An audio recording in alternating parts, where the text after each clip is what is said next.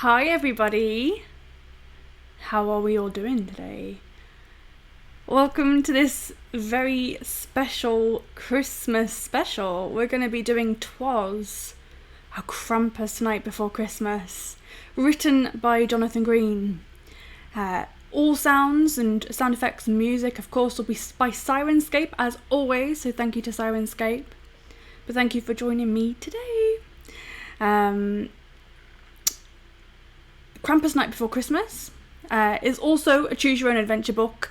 So this is in place of doing my Death Trap Dungeon streams, but just like Death Trap Dungeon, there are going to be choices for the adventurer to make, and there is going to be danger lurking around every corner.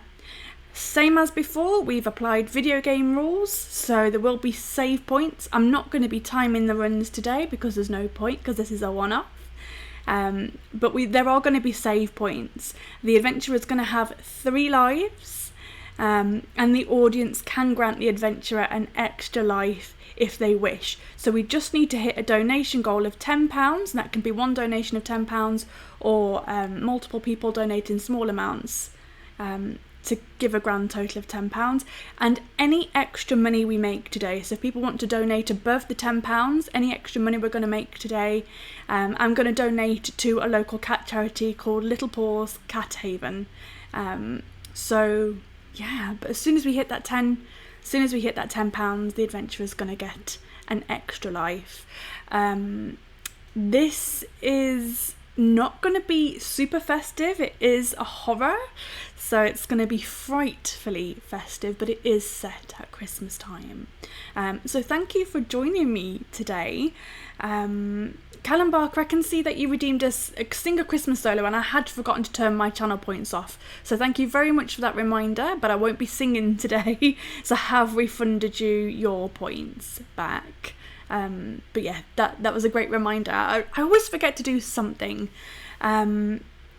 So yeah, I think if my adventurer is ready, let me just check if you can give me a thumbs up. Okay, my adventurer appears to be ready.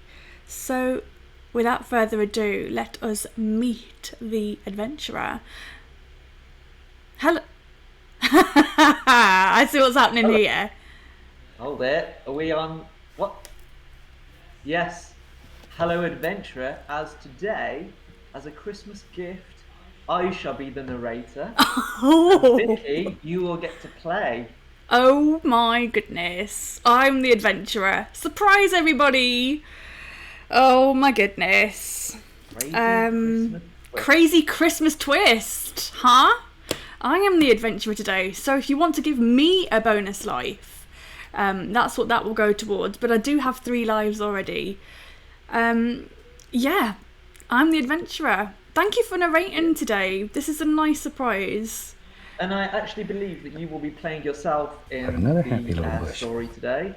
I am just going to be playing myself. Hello, Colleen. Hi. Thank you for tuning in. Thank you for lurking. Oh, I look beautiful. Thank you very much. Have you noticed that I'm the adventurer today?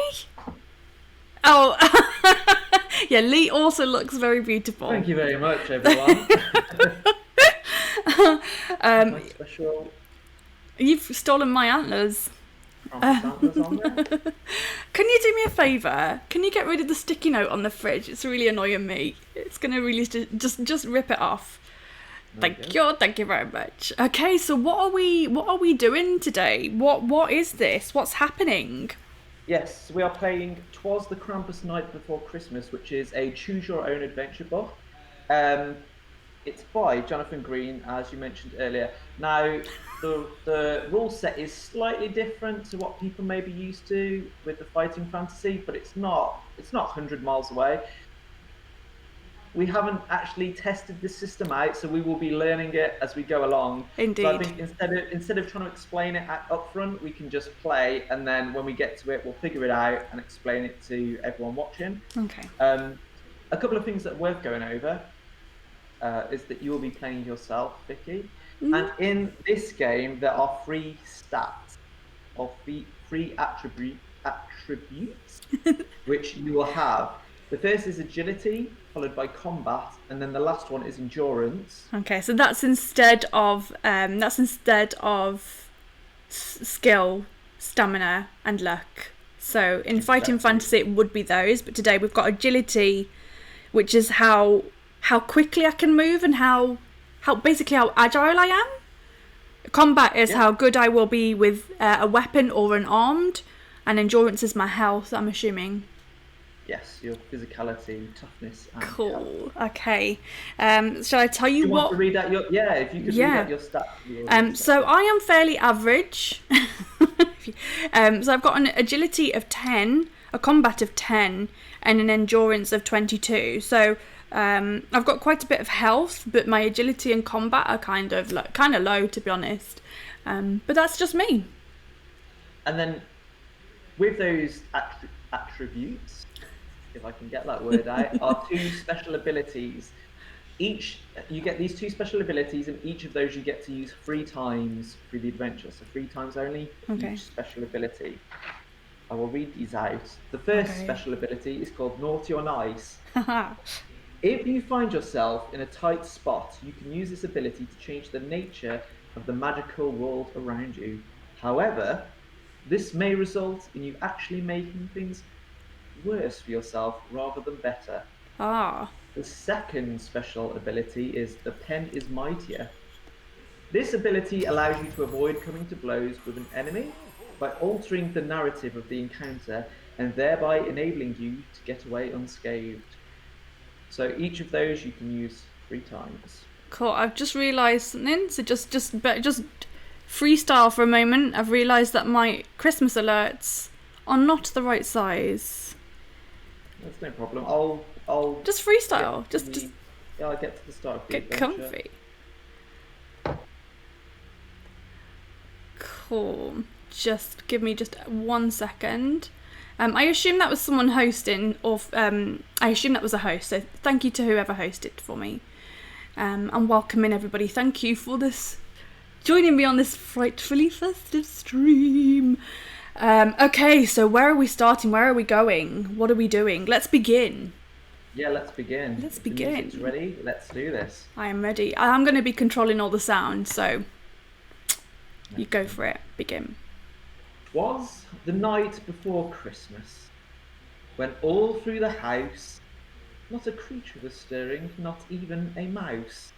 The stockings were hung by the chimney with care, in the hopes that St. Nicholas soon would be there. The children were nestled or snug in their beds, while visions of sugar plums danced in their heads. You, Vicky, wake with a start as the clock in the hall starts to chime.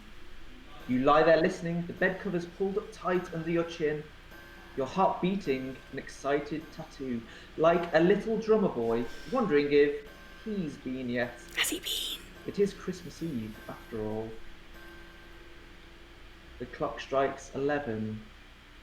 Dum. 12. Dum.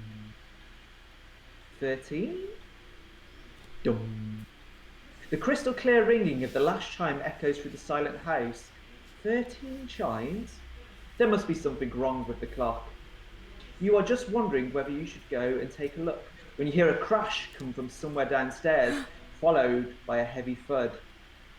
You stay where you are, your body fizzing with adrenaline, wondering, what could have made the noise? Are you being burgled? And whether someone else is going to investigate. But after several long seconds have passed, without hearing any of the other bedroom doors open, your curiosity can take it no longer, and you decide to take a look for yourself. Oh gosh. Getting out of bed, you pull on your dressing gown over your pyjamas, put on your slippers, and quietly creep out of your room. The full moon is visible through the window at the end of the landing, someone having forgotten to draw the curtains upon going to bed. And so, by its one light, with silent footsteps, you cautiously make your way downstairs. Oh gosh. At the bottom of the stairs stands the old grandfather clock. It just chimed 13. It did. Sprigs of holly and garlands of tinsel adorn it, and the rest of the furniture in the hallway. The front door to the house is before you and remains closed, and there is no sign of anyone having entered this way. To your right is the door to the sitting room, while to your left is the door to the dining room. Do you want to examine the grandfather clock, open the front door, open the door to the sitting room, or open the door to the dining room? Well, me being me, I want to see if Father Christmas has been. So, I'm going to open the door to the sitting room. Turn to 159. 159.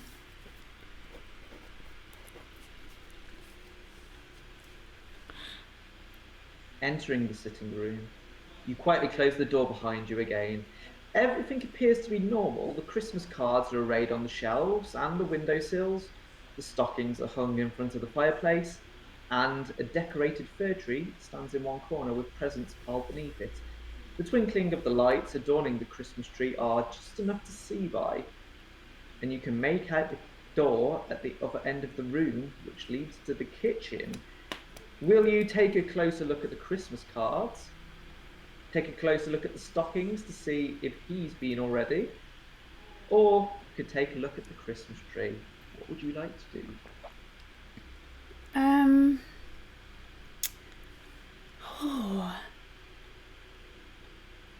I'm not used to being the adventurer. I think I want to look at. No, I'm not going to ask the audience for help, not yet, but I will call on you guys. I will call on you at some point. But I think for me, if I heard a clattering sound in the middle of the night that woke me up, my first thought would be, has a bauble dropped off the tree? So I'm going to investigate the tree. The tree it is. The tree. 395. 395. I'm keeping a note of the pages. Also, welcome insight for Sore Eyes. Thank you for being here. The tree is decorated with tinsel and the glittering baubles that reflect the twinkling colours of the fairy lights. Even though you only have to wait until the morning to open the presents lying beneath it, the temptation to take a sneaky peek at them now is almost overwhelming. This book knows me. If you want to give in to temptation and start unwrapping the gifts... No, I would never! Or if you prefer to fight the temptation and leave the sitting room through the door that leads to the kitchen, turn to 5. Now, this is what you would do, remember, Vicky? Would you be able to resist the temptation? I would, but I also don't want to leave... I don't want to leave the sitting room just yet. But those are the choices, I'm afraid. Oh. In which case, let's have a little look. How many of those presents are for me? Yes, how many are for me? 415. How many have got my name on them? I cannot resist the temptation. What was the page number, sorry? Yeah. 415. 415. I'm making a note. Okay. Seems you have 3 presents, Vicky. 3! 3 presents in their gaudy wrapping paper and tied with ostentatious ribbons attract your attention. Yes! Which one do you want to open first? A small soft parcel wrapped in silver snowflake paper, a long present wrapped in gold metallic gift paper, or a large box wrapped in black block paper bearing a gift tag addressed to you? Oh. None of these seem to be moving, so you can be safe here. Does any of them meow? Is there a dice that we have to roll for that? No. No, I don't think there's a cat wrapped up in any Christmas paper. I'm gonna go for the long gold one. Okay. I love a long gold present. 455. 4, 5, 5. The long one, please. Okay. Undoing the red ribbon tied around the parcel, you cautiously start to unwrap it. You are surprised to find first a golden hilt and then a magnificent silver blade. It's a sword. It's got exclamation mark, but it's like should be exclamation mark question mark. It's a But who could have, sword! but who could have put that under the tree? It's certainly not the most conventional of Christmas gifts. It's not. Okay, so you actually get to keep this now, Vicky. You can record the silver sword on your adventure sheet, and make a note of that. If you use the sword in battle, you may add 1 point to your combat rating. Silver sword plus Now, I believe one. just to clarify, when you collect items like multiple items, you can't charge into battle with everything, so I can't you can't dual stack up. wield. I'd say probably you can handle. Well, no, actually, a sword depends. I Depends think what you're gonna probably. what you're gonna use, but basically you can't keep stacking your bonus points. Oh my god, I've got a sword, guys. That's why I like long Okay, ones. a Christmas sword. A Christmas sword. As you marvel at the magnificent blade, your eyes fall on the large black wrapped present. Do you want to open this present addressed directly to you, or leave it? I want to have a look. You've gone this far. 475. High case the joints. Surely you can sellotape them all together. All of the weapons. Yeah, and make a massive And makes it mega sort of weapon. Christmas mega weapon. A Yeah. Christmas mega weapon. It's like one of those multi-blade lightsaber toys. Yep. 475. The present is large, and when you try to lift it, you discover that it's also heavy too. Your curiosity piqued. You skillfully rip off the wrapping paper and start to tug at the flaps of the box within. And Tugging suddenly at the those present flaps. jerks out of your hands and lands on the floor with a thud. And as you start to back away from it uneasily, the box twitches again. Hey, this could be your cat. And a sound like no way. It says a sound like muffled laughter comes from inside. In a movement so sudden it makes you jump, the box opens from within, and an articulated hand appears. It's followed by another, and then in a flurry of feathers, the present's prisoner is free. Standing on the floor in front of you is what appears to be a winged puppet. At first Uh-oh. glance, it looks like a Christmas angel, or a fairy you might expect to see perched on top of a tree. Oh no. Its wooden frame is covered by a tattered white dress, and its oversized head is fashioned from china, which is cracked in places. No. Glass eyes roll in their sockets until they finally come to rest on you. No. The articulated jaws clacks open, and it gives voice to a high-pitched giggle that is like the tinkling of a musical box. Giggling insanely, the animated puppet reaches for you with twitching wooden fingers, its eyes rolling wildly inside its china head. Here, Vicky, you can use the Pen is Mightier special ability if you would like, or you can use the Naughty or Nice special ability, or if you want to use neither of those, you can turn to 353. What would you like to do? Well, this is the worst. Oh god. Can you hear that? You just feel it then. Little fingers get you. No, but in the movie, this is the worst thing. It's that horrible bird angel thing. Oh, Like almost like an Edward Scissorhands. oh, I absolutely hate it. Can you hear it? It's coming for me. You better make a decision quick. I'm just gonna try and attack it. I guess I'm not using any of my specials. 353 it is. God. Suddenly, shrieking like a banshee, white feathered wings flapping furiously, the Malevolent. malevolent puppet launches itself at you, and you are forced to defend yourself as best you can. I've got my sword. Okay, so this is our first round of combat. It says here that in this battle, your attacker has the initiative. Okay. So I'm just going to write down the attacker's stats. So they have It has a stat of, combat is 7. Combat is 7. Yeah, combat is 7. Because I've got agility and endurance here. Yeah, well that's for you. Oh, it's no. I've got the encounter sheet. So is it? Combat is 10. Yeah, it says because you roll. Basically, what we do is you have a combat stat, I have a combat stat, and then we roll, was it 2 die? Yeah. And And then we. we add that to our combat stats, and I get a Okay. bonus of +1 because I have the initiative this round. I also have a +1 because I've got my sword. Let's just Okay. roll and see what happens. So, Yep. okay. Has it got endurance at all? Yep, its endurance is 6. 6. Okay. Cool. Let's roll them. First battle. Let's go.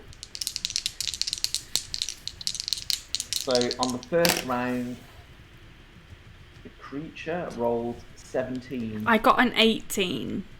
So I take 2 damage. Yes. Puts me down to 4. Now you have the initiative bonus, so you'll get a +2 on your next roll with Okay. your sword and initiative. Cool. 16. I got an 18 again. Okay, so you hit again with your sword, slashing through its wings. It has 2 health left. Come on, you feathery fiend. Oh Ah! no, that's terrible. That's roll a 10. I also did an 18 again. Okay, so bringing down the sword, you cleave straight through the creature. Combat is over. Nice. You didn't take a scratch. Well done. Not a scratch on me. I'm glad that that's over because that is possibly the worst thing that I wanted to face. So I got the worst thing out of the way. Whew. There you have. Yep. Sure that I have. I'm sure that I have. Absolutely sure of it. Certain of it. That's the worst thing I could have faced. Well, let's have a cup of tea. Okay. Seizing hold of the pieces of the sinister doll, you hurl it across the room. It lands amidst the embers of the dying fire, throwing up a flurry of sparks. The flames rise once more, fed by the articulated wooden body and flammable dress, and the thing's insane giggling only reaches new heights of hysteria as the possessed puppet burns. Shaking by the experience, you stumble from the sitting room through the door into the kitchen. Vicky, I would like you to record the code word creepy, spelt with a capital K. Creepy with a capital K. Now as you head to the kitchen, you turn to 5, chapter 5. Chapter 5. Into the kitchen we go. Into the kitchen we go. As you enter the kitchen, you feel a cold gust of air, and then the back door slams shut. Something or someone was just in here. Your pulse starts to quicken once more. Will you open the back door in the hope of catching whoever was just in here, or will you search the kitchen for clues as to who might have been here? Or, if you wish, you can run back upstairs to bed and hide under the covers. Oh, God.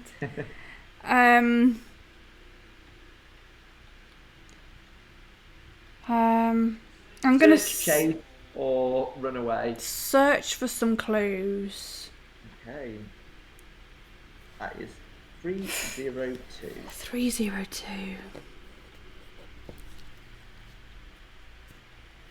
Although nothing on the kitchen counters or worktops appears to have been disturbed, there are scuff marks on the floor, smears of mud, and what looks like soot as well. Amongst all this mess, you find 2 distinct footprints, one made by a human foot, and the other a large hoof print. Hoof print? Like that of some cloven-footed creature. The sight unsettles you deeply, and your mind goes back to the fudge you heard upon waking, when the clock in the hall chimed 13. You start to wonder if the interloper raided the kitchen cupboards, and open them to take a look. Oh no. And there's no sign that anyone rummaged through the cupboards. And the turkey still in the fridge, along with the pigs in blankets, which is very important. That very important. They kept safe. The pigs in blankets make the Christmas dinner. Along with the pigs in blankets ready to go in the oven in the morning. But the sight of all those packets of savoury snacks makes your mouth water. Veg crisps. Vegetable crisps. Popcorn. If you want to help yourself to some of the snacks and make a little midnight feast, you can.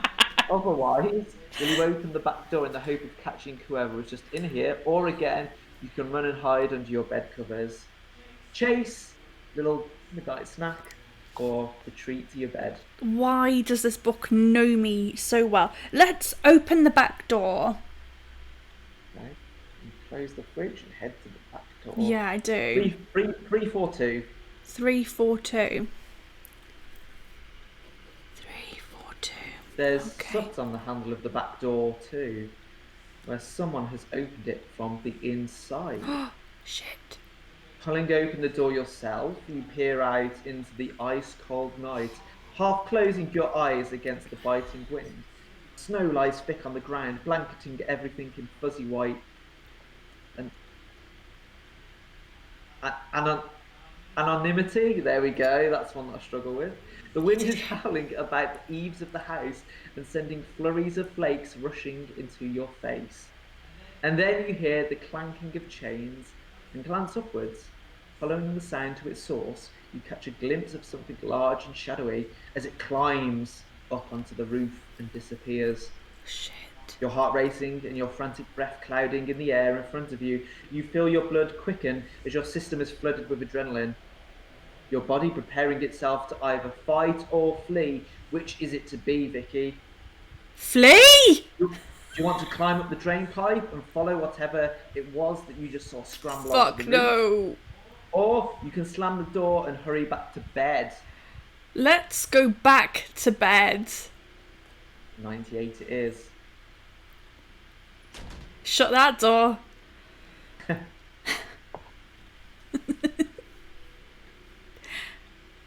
As you throw your... Oh, you dread to think who can have or could have invaded your home on Christmas Eve. But you don't want to hang about to find out either. Taking the stairs 2 at a time, you hurry back to your bedroom, slamming the door behind you, and jump straight into bed. Pulling the bedclothes tight over your head, you lie there, your overexcited heartbeat pounding in your ears. And as you lie there, ears straining, waiting for the feeling of dread and your hammering pulse to subside, you hear a heavy tread on the stairs. No. And then the creak of a floorboard outside your door. It's all you can do not to let out a whimper of fear as the handle turns and the door opens. The close air of your bedroom comes thick with the musky smell of a stable, and you sense the tremors of something large and hunched moving about the room. Chains slowly clanking as it does so. Lose 1 combat point from fear. Lose 1 combat point. You are rigid under the covers, paralysed with fear, and then suddenly the bedclothes are yanked back. No! And in the night gloom of your room, you nonetheless become aware of a huge shadow looming over you.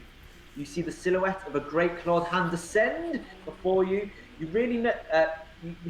You see the silhouette of a great clawed hand descend, and before you really know what's going on, it snatches you from the bed and bundles you into a large wicker basket it is carrying on its back, slamming the lid shut and fastening it tight. Turn to 420. 420? Oh shit. How am I going to get out of this? I'm in the basket now. Thrown about inside the basket, you nonetheless get the sense that you're being carried up onto the roof of your house, and in time become aware of the snorting and musky animal scent. Your abductor shrugs the basket from its shoulders and tosses it among a large pile of sacks. You start to suspect that you are now on board a huge sleigh. The transport rocks as the giant climbs aboard.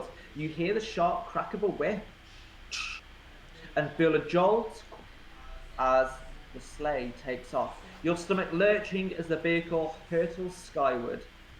Yikes. Realising that your abductor will be preoccupied with driving the sleigh, you make a bid for freedom. Poking your fingers through the gaps between the woven lengths of willow, you manage to jingle the toggle, keeping the basket shut free, and pop open the lid. Oh, fuck. Clouds, heavy with snow, rush past overhead beneath the midnight blue velvet sky, scattered with a million twinkling diamond stars. Crawling out of your basket, you have your suspicions confirmed. You have been tossed into the back of a sleigh piled high with sacks.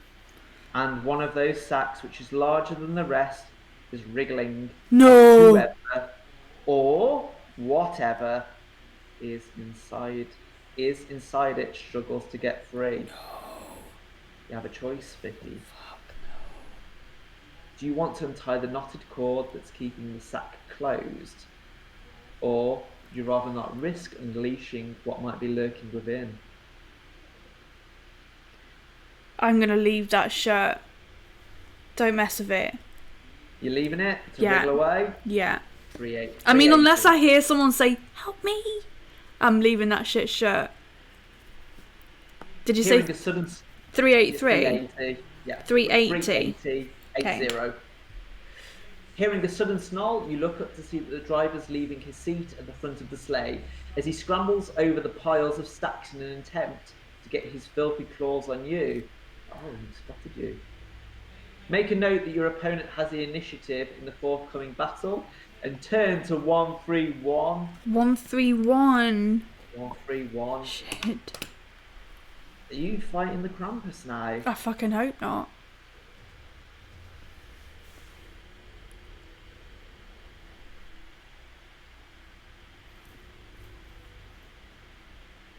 Turn to 131. That is right. Okay.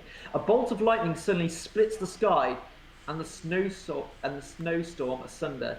Just at that moment, the other's hood falls back, revealing his horrible face for the first time. It is the demonic leer of some hideous amalgam of man and beast, with the caprine eyes of a goat, wolfish fangs, and long, curling horns. A prehensile tongue whips from the creature's mouth, moving as if with a life of its own, and a guttural cackle rises from the devil's throat. What do we have here? A devious spy? No. Well, Krampus says it is time to die. Oh, And with that, shit. the fiend makes a grab for you. How do you want to respond? You can use your Pen is Mightier ability, you can use your Naughty or Nice ability, or you can fight the Krampus. Oh, I don't want to fight the Krampus. Oh, shit. What are you going to do? I've forgotten what both of the abilities do. One of them changes the magical world. One of them... Yeah, let me just double check. Okay, welcome in, Kiki. Welcome in. Naughty or Nice lets you change the nature of the magical world around you, whatever that means. And the Pen is Mighty allows you to like sneak off, I guess, without getting hit. So okay. Let's do Pen is Mightier. I don't know how I'm going to sneak away from the Krampus. Okay, so tick off the box as you've used this for the first time. You have 2 uses of Pen is Mightier left. Okay, cool. Cool. Turn to 91.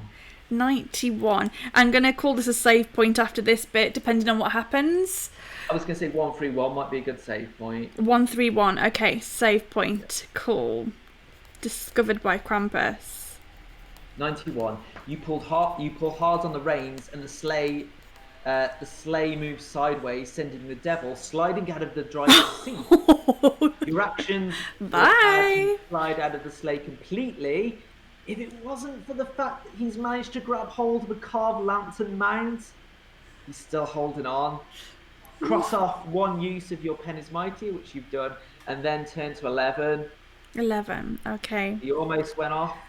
With a snapping of wood and shearing of metal, the sleigh slams into the ground, and you and the sinister creature are violently thrown out by the force of the impact. Oh no. You get to, if you want to, you can use your Naughty or Nice now. If not, we turn to 155 for whatever happens next. Your choice. Let's go for it. 155. But yes, I am the adventurer this time. It's a Christmas twist. So you're not using Naughty or Nice? No, I'm going to save it. I'm going to go straight. Well, yeah, going for the Krampus. Oh God, I'm nervous. Ooh, okay, it just says roll 1 die.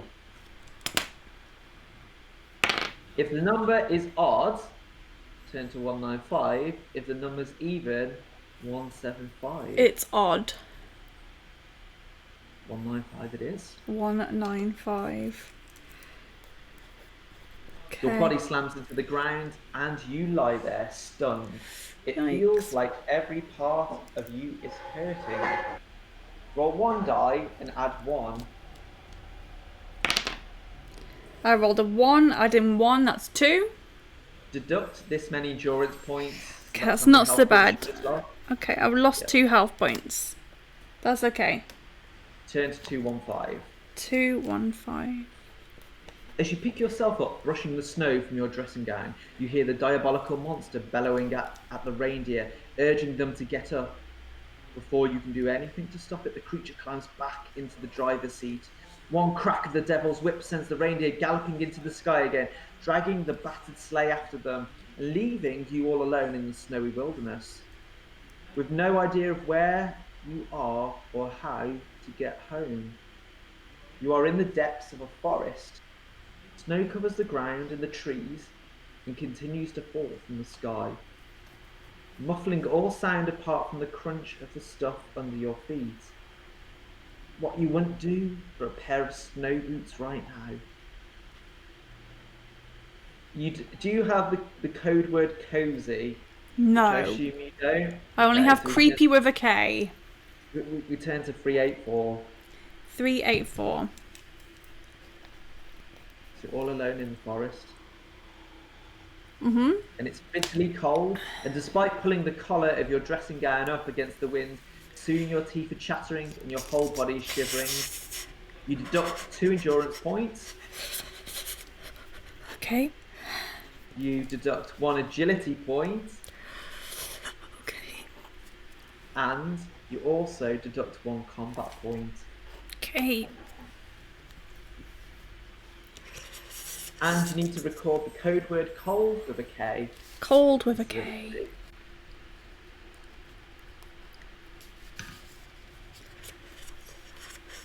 If you're still alive, turn to 414. Oh, I'm alive. Although you are aware of your immediate location, you have no idea where that is in relation to your home. The night sky thick with wintry clouds. You cannot even locate north, but not knowing what else to do, you set off regardless, trudging through the snow. And then a light appears through the darkness. Drawn to the light like a moth to a candle flame, you soon find yourself before a single-story hovel. Thick smoke rises from a stone-built chimney, but the rest of the building is constructed from wood with a layer of haphazard thatch on the roof. Do you want to knock on the door in the hope of finding shelter from the night and the cold, or would you rather keep trudging through the snow, heading in what you think is roughly the same direction as the sleigh went? Let's go knock on the door. I would have liked to have peered through a window, but that's not an option. Knock on the door then, please. Turn to 4. 4. Okay. As you knock, the door is opened by a burly man with muscular arms and a thick black beard. He's wearing a sturdy leather apron, and what clothes of his that are visible along with his hands and face are covered in a black soot. Catching sight of a glow coming from the forge at the back of the hovel, you realise he must be a blacksmith. When he sees you standing there, he looks you up and down in surprise, his gaze lingering on your slippered feet. Then, as if suddenly remembering himself, he ushers you inside and shuts the door. "You look like you're about to catch your death," he says. "Come, warm yourself by the fire." Do you have the code word cold recorded on your adventure I sheet? do. You do. Turn to 22. 22. It is wonderfully warm inside the forge, and the heat is already starting to chase the cold from your bones. You restore 1 combat point and 1 agility point. Yes. Nice. And we turn to 42. 42. I haven't had to do anything on my map yet. But that's okay. "Here," says the blacksmith, limping over to a cooking pot hung over the fire. He ladles some broth into a wooden bowl before passing it to you with a spoon. It'll warm you from inside out. Thanks. You do not need to be told twice, and you gulp down the steaming soup. It's very nourishing. Oh, it's so nourishing. Full of lovely root vegetables. Mmm. You gain 4 endurance points. What? I'm back up to full health. Yes. Now, he says, as you pass the bowl back to him, tell me what brings you here on a freezing Christmas Eve such as this. Oh, God. Feeling you have nothing to lose, you relate the bizarre series of events that have brought you to this place at this time. You are barely able to believe them yourself. When you share your story with the blacksmith, it seems rather fanciful, like a twisted fairy tale. When you are done telling your story, the blacksmith fixes you with eyes that shine like obsidian. It sounds like you fell foul of Krampus, he says. And like as not, you are not the only one.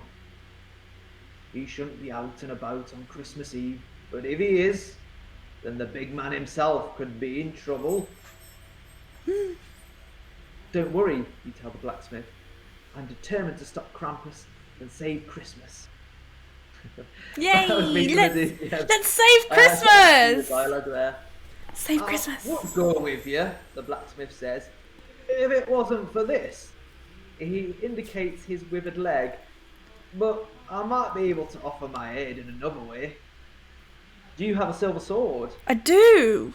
You do. Turn to 143. Is he going to make my sword even better? Please don't melt it down.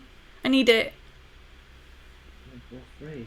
143. These polar climbs are a hazard to any traveller, and not just because of the cold, the blacksmith says. And do you intend to how do you intend to defend yourself should you run into any opposition? I have this, you say, pulling the silver sword from where it is tucked into your belt, your dressing gown. I have this. Ah, the man says, his obsidian eyes glittering in the firelight that reflects from the gleaming blade. I think I can do something with this. You sit here by the fire while I sharpen it against my whetstone. If you agree to the blacksmith do you agree? Or would you rather he didn't touch it? Oh, yeah, I'll take his help. It's very kind of him. I mean, he's a total stranger, but he's been nothing but nice to me so far. He's fed me, yeah. I trust him. Reverently taking the silver sword from you, the blacksmith shuffles from the forge into a back room. A moment later, you hear the creaking of a whetstone being turned on a pedalled wooden frame as he sets to work sharpening the blade. While you sit by the fire, starting to feel warm and snug, there comes a knock at the door. Glancing towards the door to the back room, you see no sign of movement. The blacksmith can't have heard the knocking over the noise of the whetstone. Uh-oh. The knock comes again, this time accompanied by an anxious female voice. Please, let me in. I'm freezing out here. Do you want to open the door to let the poor woman in? Or would you prefer to stay where you are and hope that the blacksmith returns soon? Oh my. So cold. Yeah, I'll let her in. Also, hi Alex, thank you for the bits. 233. 233. Well, that could have been me, you see. It could have been the other way around, and I would hope that if it was the other way around, that she would let me in. Well, let's hope a little bit of kindness pays off. I hope so. Lifting the latch, you open the door to find a beautiful young woman standing there, a shawl pulled tight under her chin and held in place by one ice blue hand. Roll one die. Okay. Let me know if it's odd or if it's even. It's even. Even Stevens. Even 10. Stevens. 10. Okay. Come in out of the cold, you tell the shivering young woman. Come. When you suddenly notice that under her skirt, rather than feet, she has the hooves of a goat. Immediately you try to slam the door shut again, but the deceiving demon is already half over the threshold. No! There she undergoes a hideous transformation. Her fingernails become savage claws. Her beautiful visage? Visage. Bizarre Yeah, visage. gives way to a twisted demonic Leah. Oh. Do you want to use the pen is mightier special ability, or I assume this is just means combat otherwise? You got a demon at the door. What are you gonna Bloody do? hell. No, I haven't got my sword though. Yeah, Oh, it's been fists. I don't want to use the pen is Fists and mightier bad language. again. Oh no. The pen is mightier again? No. Come on, the demon's smashing through the door, Vic. What are you gonna do? Oh, let's just face him. It's fine. It's gonna be 60. fine. 60 it is. 60. Okay. Ooh, it's a succubus. A succubus? Yep. The succubus hisses and spits as she tries to rake your flesh with her terrible claws. You are forced to fight back against the demonic creature. In this battle, though, you have the initiative. Okay. So you get the +1 bonus. Cool. The succubus has combat of 7. 7. Yep. And an endurance of 7. 7. Okay. Okay, let's roll, shall we? She sounds horrible, doesn't she? She's straight to the 3. Oh no. That's 10. I got an 11 because my combat is. Oh no, and I get a +1 because I got initiative, so 12. So I hit her. Down Cool. to 5. So I get the initiative on the next roll as well. Yep. That's 14. I got a 17. Oh, you're rolling pretty well. Again, It's because I've got a combat of 9. down to 3. 9. I got 16. 16. A draw. So in a draw, we both take 1 point damage. So she's down to 2. You lose 1. Nobody gets the initiative. next Okay, round. no one gets the initiative. Do you like the sound effects, do you, Case the Joint? You liking these? But it says if you manage to reduce the succubus's endurance to 2, Yeah? turn to 180. I have Here we done go. that, yeah. 180. Okay, suddenly the blacksmith is there by your side with a pair of red-hot tongs in his rough, calloused hands. Oh, that's loud. You turn that off. No? Pinching the demon's nose between the scalding pincers, he drags the screaming succubus back towards the door. As he hauls her over the threshold, she suddenly sheds her clothes and unfurls wings as broad and black as a dragon's. Escaping the No. blacksmith's hold, at last, she takes to the air, still howling in pain as she flies away into the night. The demon banished, the blacksmith returns your sword to you. I'd like you to record the code word cruel on your adventure sheet, and again, With a K. okay, Cruel with a K. sense and a theme. And make a note that when you use the silver sword in battle now, you get 2 points. You sharpened it up real nice. So +2 there. Nice. Thank you, Mr. Blacksmith. I think that's a good place to save there spot. as well. Yeah. So it says now turn to 310, so I guess 310 would be a good save point. Yeah. Cool. They're extra creepy. I wouldn't say exactly like is the word, but they are effective. Thank you, Case. I've worked hard on these. There's no time to delay. Okay. You are sure the succubus is on her way to alert your... Oh, you're sure that the succubus is on her way to alert the Krampus to your progress. Your destination... Oh, sorry, this is a blacksmith again now. Don't worry. Your destination lies to the north beyond the mountains, the blacksmith tells you. But betwixt here and there lies a forest and a frozen lake. It will be up to you to decide which path to follow, but both will ultimately bring you to the river of ice that marks the pass through the mountains. Good luck. Thanking the blacksmith for his help, Thank you you. set off into the night, heading north as directed. Turn to 484. 484. Oh my gosh, Ace Game Books, thank you. You've been very naughty this year. Ace Game Books is the person that makes this book. So thank you so much for being here. I hope that we do it justice. Yeah, not butchering it too much. We've just finished with the blacksmith. He's sharpened our sword. We've just encountered a succubus. And we're about to head north into the mountains. It was 484, right? 484, yes, I've got written down. As you follow a path between two pine-clad ridges, the wind suddenly drops, and you see a wintry wonderland laid out before you, illuminated by the monochrome light of the now visible moon. The horizon is dominated by the jagged teeth of icy mountains, the tongue of a great glacier choking the pass between them. But before the mountains, to your right, lies a dark expanse of woodland, the brooding pines spreading almost as far as the black peaks.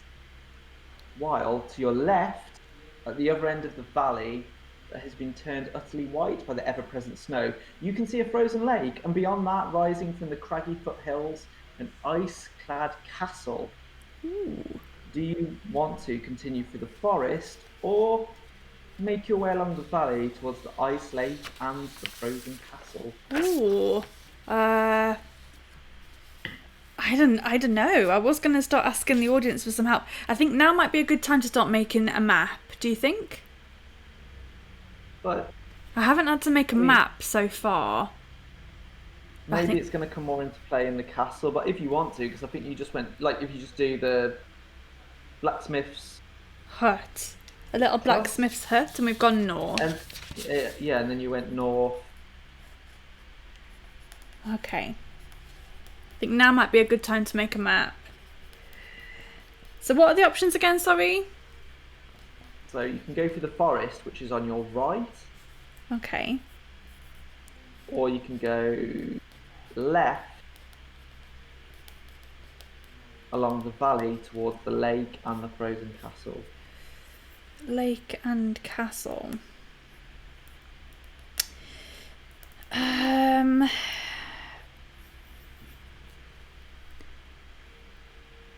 Let's go towards the castle, please. 256. 256. So we're going left towards the castle. Yes, season's greetings. No sign of letting up. Okay. And blows flurries of snowflakes in your face with every step you take.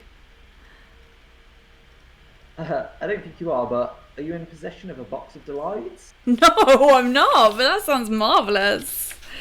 Right. 280. 280. Okay, so we turn to 280 instead. Okay, cool. Following the course described by the bottom of the valley, accompanied by the keening of the wintry wind, you come at last to the shores of the frozen lake. The most direct route to the castle is across the lake itself. Do you want to set out straight across the ice? Or you can skirt along the shore, even though this is a significantly longer route. Shortcut across the ice or around the sides? Definitely around the sides. Definitely safer around the sides. Also, welcome in, Lone Wolf. Hi, hi, hi. 200. 200. We're going around the lake. We're not going to cross it. Be safe, guys. You set off around the edge of the lake, not wanting to remain out in the open any longer than is really necessary. But then the wind starts to rise again, and you're forced to fight for every step as you advance through the biting blizzard. Between the gusting flurries of snow, you see something through the whiteout, something that is only a little darker than the snow shrouding it. Uh-oh. And then you see the red stains besmirching the snow. Oh, shit. As you draw closer still, there is a temporary respite from the gale as the wind drops and the macabre scene is revealed. Lying in the snow is the body of what is clearly a dead reindeer. Oh! Oh no. No! And picking at the carcass, a pair of large white wolves. No. There's no indication that the wolves have seen you, and you are downwind of them, so they can't have picked up your scent. What would you like to do, Vicky? You can try and sneak past the feeding wolves, take to your heels and run as fast as you can, attack the wolves before they attack you, or try and skirt back across the lake from this point. Oh, fuck. Was there an option to try and sneak past? Yeah, first one, try and sneak past the feeding wolves. Oh, but if they spot me, they'll go for me. I It's sneak pose. don't think sneaking is a good idea. Is there an option to run away? Yeah, take to your heels and run. It doesn't specify which direction, it just says run. Oh, right, let's run then, shall we? 449, you're trying to run through the snow. Yeah. Yes, I am in the Christmas. adventurous seat this week. It's a Christmas twist. Christmas twist. Sorry, what was the page number for running? 449. 449. Okay, desperate to put as great a distance as you can between yourselves and the wolves, you sprint. The first test, I believe, this is an endurance test. Oh. So endurance test, you roll 4 die. You have to roll under or on the same as your endurance score to succeed. Okay, so I've got an endurance of 22. Yeah. So let's have a little look. I've rolled a 3 and an 8, 9, 10, an 11. So I'm well under. So I am lucky. That's 4 die. That's 4 dice. I rolled a 2, a 1, and 2 4s, and I've got an endurance of 22. So we're all good. Brilliant. You pass 469. 469. You race your way into the night, but running through deep snow in slippers and with your dressing gown flapping around your legs is exhausting. You are soon panting for breath, and your pace slowing. You hear the panting of the wolves. No! Behind you. No! Knowing that you can't outrun the hunters, you turn to face them down instead. No. Turn to 358. No, I haven't got a wolf sound either. I've got something close. No, let's just go for it. 358. Snarling the blood of the reindeer, having turned their muzzles red, the wolves attack. You can use your penny's mighty if you wish. Oh. Or you fight them both. I'm gonna just fight them. Okay, you've got to fight them both. Fight them. I've got a silver sword. I've got a silver sword, guys. They've got the initiative. Oops. Yeah, 203 for the battle. Okay, 203. Okay. 203 Wolf for 1. battle. Wolf 1. Wolf 2. Okay. Wolf 1 has combat of... Wolf 1 has a combat of 7. Okay. And an endurance of 7. Okay. The second white wolf has a combat of 6 and an endurance of 6. 6, okay. So you have to roll. I've got to do rolls for both of these as well now, which makes it a bit. You'll be fine. Are they attacking one at a time? They do it both together. Together, so okay. If they both roll over, you get bit. If one rolls over, he bites you. I can't remember if you roll above one of the wolves, if you still attack them. It makes sense that you do, doesn't it? Really? Yeah. I assume that I'm just like mad slashing. Should we heist roll it then? I'm not sure. Shall we do it one at a time? So like first wolf, second wolf. I think they go at the same time, but it's like what wolf 1 takes a bite, second take. No, wolf. that make it too easy for you then. Do you think I should do attack and defense? 5. Wait, sorry. Should I do an attack roll and then a defense roll, like I do in Fighting Fantasy? No, just roll your dice. Just roll my dice, okay. And then I did my combat score of 9, and then I've got a silver sword which gives me +2. Okay.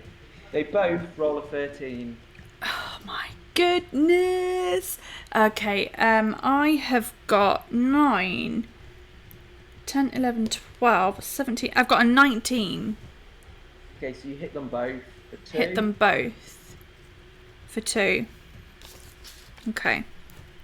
I mean, I don't know how I've managed to hit them both at the same time, but I am just mad slashing with my sword. Let me double check the rules. Okay. Have a look.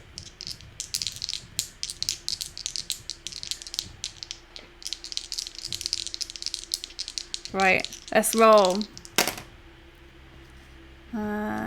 6. Yeah, it says here, as long as you have a higher rating than an opponent, you will injure them, no matter how many opponents you Oh, are taking on at the same time. sweet. Okay.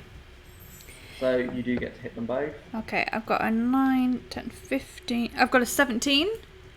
As long as your combat rating is higher than an attacker, you will injure them. Oh, Thank you, Ace and Game Books. yeah, you have the initiative as well now. Oh, I have initiative now as well. So I Yeah, would have got 9, 10, 15. So I would have got 18. just rolling the second wall. Okay.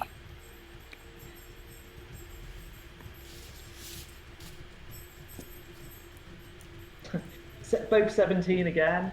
So they Oh. both rolled 17. Okay, I got a, what did I say? A 19. 19, so you hit them both. Cool. Wolf 1 is down to 3, Wolf Yep. 2 is down to 2. Let's Roll go. again. Roll again. Oh, I'm annoyed with myself that I don't have any wolf sound effects. I've got some polar bears. Remember, you have initiative as well. Yeah. Got some polar bears that I'll have to do. Okay.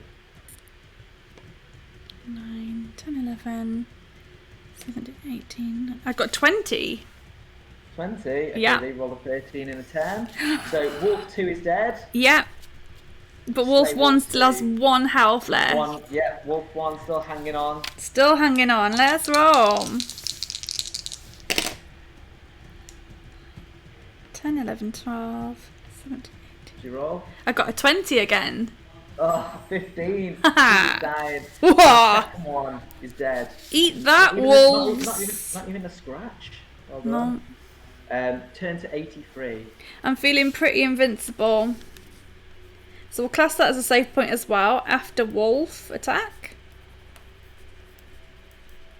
And you finally make it to the far side of the lake Excellente. without falling foul of any of the creatures that might be looking for prey on this freezing night. Cool. I must say Okay. as well, Ace Game Books, we've taken yours and put a twist on it. So we've applied video game rules. So I've got 3 lives. We've got save points as well. So if I die, rather than going back to the very beginning, I can go back to a save point. So I get 3 lives, and then the audience can give me a bonus life as well. So that's pretty cool. It just means that the adventure can keep progressing for me and the audience as well. So I hope that's okay. Continue. Let's go. Page 83. We actually move on to 446 now. Oh, 446. You stand in the shadow of the craggy foothills of the mountain range. Rising from amidst the icy snow-capped peaks is a colossal edifice that looks like it has been carved from ice, complete with sturdy towers and frost-rimmed flying buttresses. The whole castle looks like it wouldn't be out of place as a decoration on an extremely grand Christmas cake. Leading to a glacial gatehouse is a bridge of blemish-free ice that spans the deep crevasse that rings the fortress. As far as you can tell, there's no one about. Do you want to cross the ice bridge with the intention of entertaining the castle? Or entering, even, that makes more sense. Entertain the castle. Or entering the castle. Or if you're uneasy about entering the edifice and would rather or you could steer well clear. So you can either cross the bridge or steer well clear. I feel like we've got this far. Let's just take a little trip across the bridge. Sure. Holding the swords tightly. Yeah, I'm kind of nervous, but let's go. In your slippers. In my slippers. I am actually wearing my elf slippers. That's the jingle jangle of the bells. They're not very stealthy. Warily, you step out onto the ice bridge. But when you see that it can hold your weight quite happily, you hurry across it. Okay. Pass beneath the frozen gatehouse and then enter a wide courtyard. The moon shines brightly overhead, bathing the fortress in its monochrome light. You can see now that not all of the castle is made of ice. The walls and the towers that sit at the four corners where the walls meet are constructed from stone. However, the central keep does indeed appear to have been put together from great blocks of ice. The place is eerily silent, as quiet as the grave, in fact. But you are not alone here. The courtyard is full of the most intricate ice sculptures of people, but they are contorted into all manner of agonized shapes with tortured expressions frozen on their faces. Their presence here is unnervingly chilling. You have two options open to you. You can either explore the frozen castle or simply leave. Do you want to explore? Oh, if you want to explore, where do you go first? Okay, so you've got quite a few options here, Viv. Okay. So, do you want to, firstly, do you want to stay or do you want to leave? I'm very unnerved by the very lifelike statues with contorted faces. I feel like I may end up becoming one of them. If you want to stay, you can either explore one of the four towers or the central key. Those are your options if you do decide to stay. I think perhaps I'm going to leave, to be honest. Okay. I'm 4, like, 2, 1. I'm looking at these statues thinking, I ain't becoming one of those. I'm out of here. Page 41. 4, 2, 1. 4, 2, 1. Leaving the castle behind, you set off north again, tramping through the snow, but the relentless bitter cold seeps into your very bones. Deduct 2 endurance points, Okay. 1 agility point, Okay. and 1 combat point. Okay. If you haven't died from hypothermia yet, turn to 244. 2, 4, 4. All right. And so you come at last to the foot of the steep mountain pass and the great tongue of ice that protrudes from it. The front face of the glacier rises like a cliff far above your head, and yet, if you are to proceed beyond the ice-rimmed peaks, you're going to have to attempt to scale its frozen immensity. I'm just wondering, what am I still doing out here? Why am I not trying to go home? I want to go home! You had that choice ages ago, didn't you? I'm sure you did. No, because it was like, do you want to carry on through the forest, or do you want to go back the way the Krampus went, or follow the Krampus? And I was like, I just want to go home. Why am I not trying to find my house? Okay. Continue, please. It says, do you have a pair of ice picks? No. Oh, I just have my slippers. Turn to 25. Just my Maybe they got slippers. slippers with a bit of grip on them, maybe? I haven't, they've just got jingly bells on them. That's not gonna Pulling the cut belt it. of your dressing gown tight and taking a deep breath, you start to climb the fissured face of the glacier. In my Searching slippers. Yep, searching for footholds and protrusions upon the ice cliff. Gosh. You need to do an endurance test now, Vic. Okay, so that's 4 dice. So I've got an endurance of 20. So I've rolled a 7. And an 8. So that's underneath 20. It's less than 20, isn't it? 7 and 8. Yeah. Yeah. Yeah. Then to 45. You succeeded.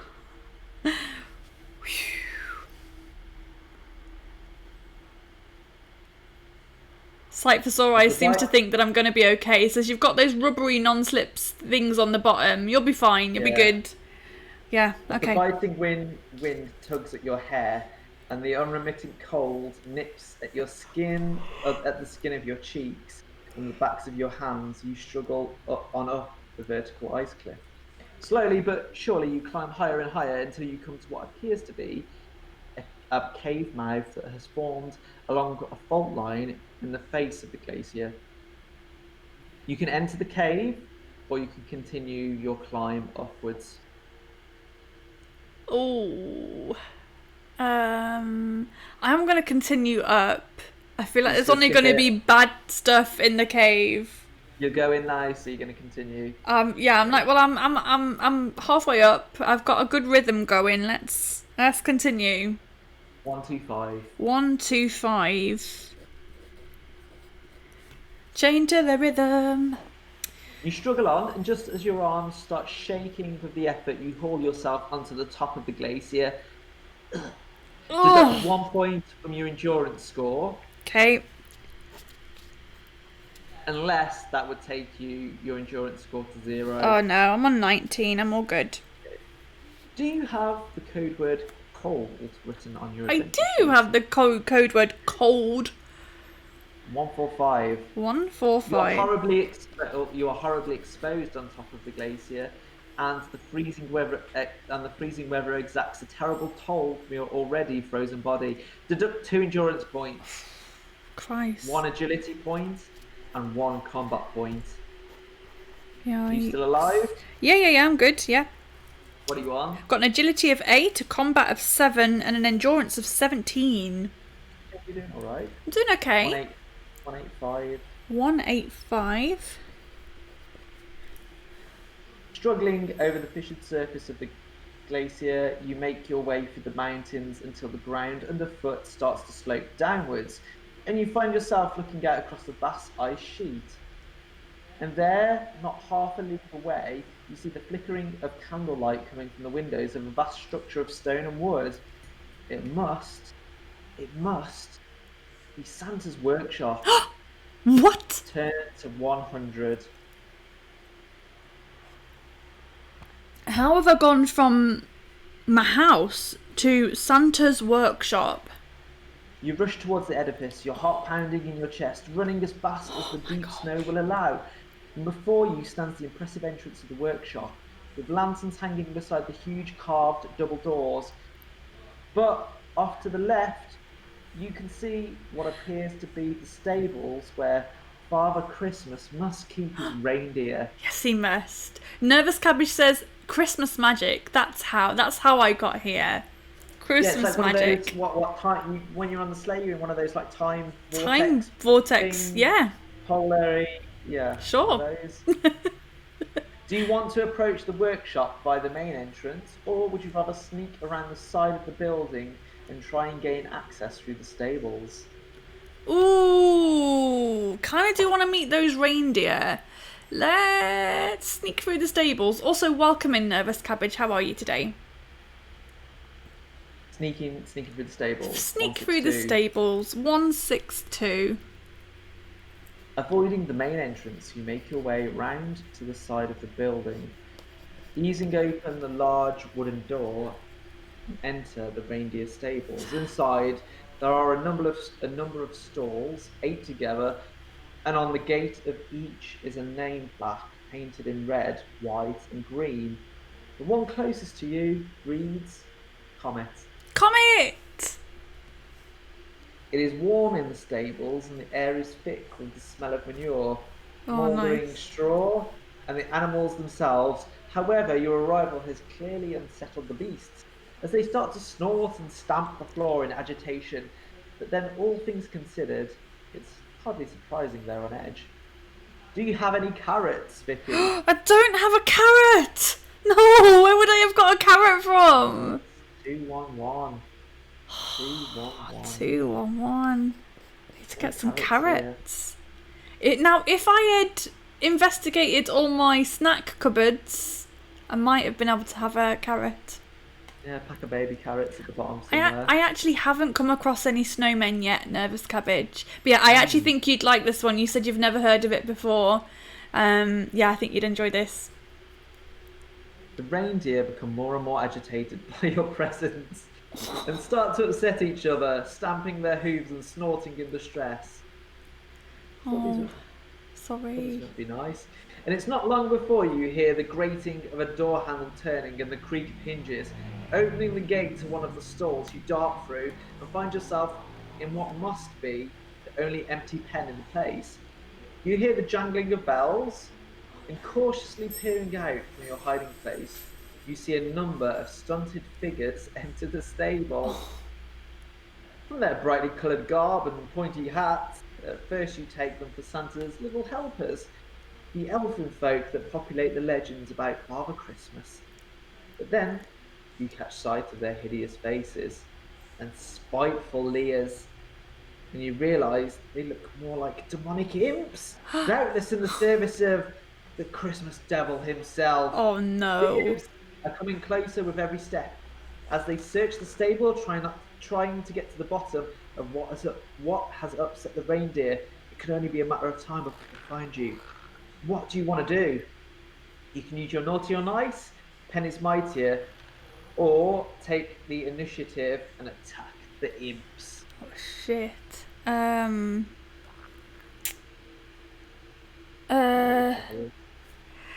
Let's see what naughty or nice does. Let's just see what happens. Let's try naughty or nice. Let's just. I've not tried it yet, so. 2, 3, 1. Here we go. Okay. Oh no. Is it worse? Only 3 imps entered the stable to begin with, but now they're joined by 5 more. No. 8 imps. And all of them are looking for you. It does not take them long to find you. While you fight back as best you can, penned within the stall, the imps soon overpower you and take you captive. Deduct 4 endurance points. 4. And cross off one of your uses of the naughty or nice special ability. Are you still alive? Yes, I've got 13 endurance. Turn to 4, 5, 2. 4, 5, 2. Okay. Jesus. Okay, you ready? Yes. The imps carry you out through the stable doors again, and between them drag you over the snow to the top of a snow-covered hill. The sight that greets you has you looking on in horror and disbelief. A diabolical sigil has been marked out in the snow soot, comprising of a pentagram bound within a circle. At each of the 5 points of the demonic star, there burns a brazier fashioned from an upturned, antlered skull atop a wooden pole. But what is more horrible to your appalled gaze than the unholy symbol itself is the fact that a slightly overweight old man lies trussed up at its centre. Uh-oh. No, they're going to do an Aslan to him. And judging by his round belly, red coat and trousers and white beard, it can only be the fat man himself, Father Christmas. God, I can hear the chants, Vic. I can hear the chants. Yeah, they've already started the ritual. Standing at the bottom point of the inverted star is your nemesis. The one you have hunted for far and wide this night. The hideous, horned, goat-legged Christmas devil himself. Krampus! Krampus! 4 crow-like figures draped in tattered cloaks stand behind the braziers that mark out the remaining 4 points of the pentagram, while more of the ragged figures whirl through the sky, black silhouettes against the northern lights. The chanting voices of the figures drift to you over the snow, and although you cannot understand what they are saying, it nonetheless makes the hairs on the back of your neck stand on end. You can only assume that the devil and his servants are enacting a dark rite to break Santa's power, doubtless intending to usurp his position. 481. Oh gosh. Can you hear the chanting? I can, yeah. A piercing shriek cuts through the night. One of the whirling, red-clad hags has spotted you. You are soon surrounded by the wailing banshees, as well as grotesquely leering imps. The creatures of the devil's coven grasp you with their hideous clawed hands and drag you before the Lord of Misrule himself, gibbering and jabbering excitedly as they do. Krampus rises to his full impressive height before you, and in a braying voice demands, "Tell me why you are here, you timorous mouse! You followed me ever since I left your house." I do it like the Grinch. Your heart racing. You stand tall and meet the monster's sinister gaze. "I'm here to say Father Christmas," you tell him. I'm here to say Father Christmas! Why would you do that? Because I love Santa. What is he to you? An aged housebreaker whose time is overdue. Because he brings joy to millions of children all over the world. Because he reminds adults that it is better to give than to receive. And because, most importantly of all, in this instance, it's not a case of better the devil you know. Oh no, what have I got here? Hold on, is this part the same? Oh no, is this a song? Have I got to sing a song? Have I been tricked into a Christmas song here? Oh, it's like a poem, like Tolkien Case style the joint, so it reference. sounds like a rap battle. Yeah. Better the devil you know. You don't know me, but you'll soon enough. Just you wait and see. I've been around since mankind. Oh, hold it. Is this the? This is the Krampus. Is this the Krampus singing this? I think it is.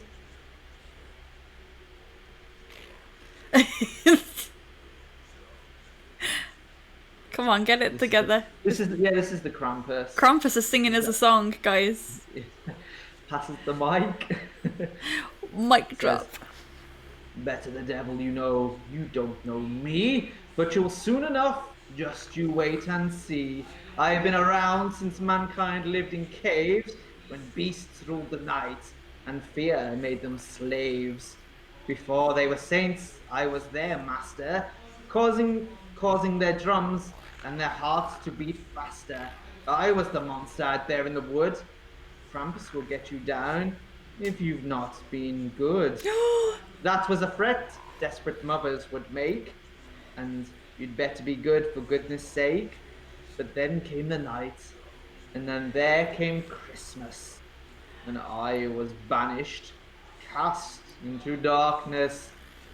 Children slept soundly or snug in their beds. Sweet dreams, not nightmares, now filling their heads. And they become spoilt and selfish, ungrateful. Their manners appalling, their attitude hateful. But I am the one who will punish the naughty, and I will decide who is nice and and I will punish the haughty, and I will decide who is nice and who is naughty. When I am in charge, upon each Christmas Eve, sinners will tremble, for they will believe. Children will wish for the old days and hark. People will know why they once feared the dark. Christmas is dead. I have made it my pact. For now, on Christmas Eve, will be called Krampusnacht. No! But I love Christmas! Also, thank you for the follow, Mr. Rocky King. How are you today? Do you have any naughty or nice specials left? I do! I have 2 naughty or nice specials left. And I've definitely been very nice. Krampus snatched. Oh, Krampus snatched. There we go. It will be called Krampus snatched. Krampus nacht. Krampus night. Krampus snatched. 2457. 457. I've got to say as well, guys, we are actually watching the Krampus movie tonight because it's become one of our Christmas specials, isn't it? We love the Krampus movie. Krampus leans closer, his long pock-marked tongue writhing from his fanged mouth, as if with a life of its own. And you almost retch as the devil's rancid breath comes to you in rancid gusts. You cannot help but meet his horribly bulging yellow eyes and stare into the pinpricks of darkness that are his pupils within. I will ask you just once more. I will not ask you twice. Have you, my child, been naughty or nice? I've been nice! As you're struggling to resist the devil's hypnotic power, a rich, warm voice reaches your ears. Do not fear, child, it says, for I know where your name would appear in my great book. Santa! For you have a good heart and honourable intentions. Santa! Father Christmas's encouragement is just what you need to break free of the hold of Krampus. Cross off one use of naughty or nice. I guess you've done that already, Chip. I have now. 284. 284. Yeah. The distraction your intervention has created has weakened Krampus's focus, and therefore the power of the enchantments biding Father Christmas. It breaks free. With the spell waning, the big man has managed to free one of his hands. Yay, come on, Santa, you can do it! Putting his fingers between his lips, Father Christmas gives a shrill whistle, and you manage to tear your eyes from the devil's jaundiced gaze in time to see half a dozen reindeer galloping through the sky towards you. Catching the tattered rag hags of the prongs of their antlers, they engage Krampus's minions, giving you the chance you need to bring this dark ritual to an abrupt conclusion. Record the code word Kringle with a K. Kringle with a K. 383. Kringle. 383. Is this a good save point, do you think? Yes. Saved Santa. With the diabolical host distracted, it's time to end this. To put it simply, stop the devil and save Christmas. Okay. You up to it, Vic? This is easy. Yeah, we can do it. Channeling the Christmas spirit. Channel that Christmas spirit. How do you intend to do this? Do you have a mistletoe spear? Nope. I can sing a Christmas song for all to hear. 61. Okay, turn to 61 then. Oh. No Christmas song then. 61. Doesn't look like it. Do you have the Ledger of Souls? Nope. Well, this isn't looking good, chick. Where am I supposed to have got these things from? The castle. I bet they're in the castle. Okay. I would say there's a list here of weapons. It says which weapon do you intend to use. The silver sword? Yeah, that's the only one that you've got, I believe. The silver sword. 249. 249. Okay. Because you are using the silver sword against the Christmas devil, you may add 2 bonus points when calculating your combat rating. Add 2 points. Oh, Yeah. but I'm doing that. Is that on top of your bonus already? I wouldn't have thought so, because that's very generous otherwise. 328. That's very generous otherwise. I would have got them from the castle or Santa's workshop. Oh man. Thanks for the hints. Okay, 328. You can use your pen as mightier ability if you want to as well. 328. No, let's just get this over and done with. So I'm using a silver sword, so I've got a +2 on that. And you don't have the word critical. Nope. With a K. No. Critical with a K. 459. 459. How am I doing though? Do you think I'm doing okay? I think I'm doing pretty good. Feeling perhaps overly confident. There you go. Overly confident. Starting one of his Christmas rhymes. Oh. If you've been naughty or if you've been nice, with birch and with trap, I'll still strike you twice. And with that, the Christmas devil attack.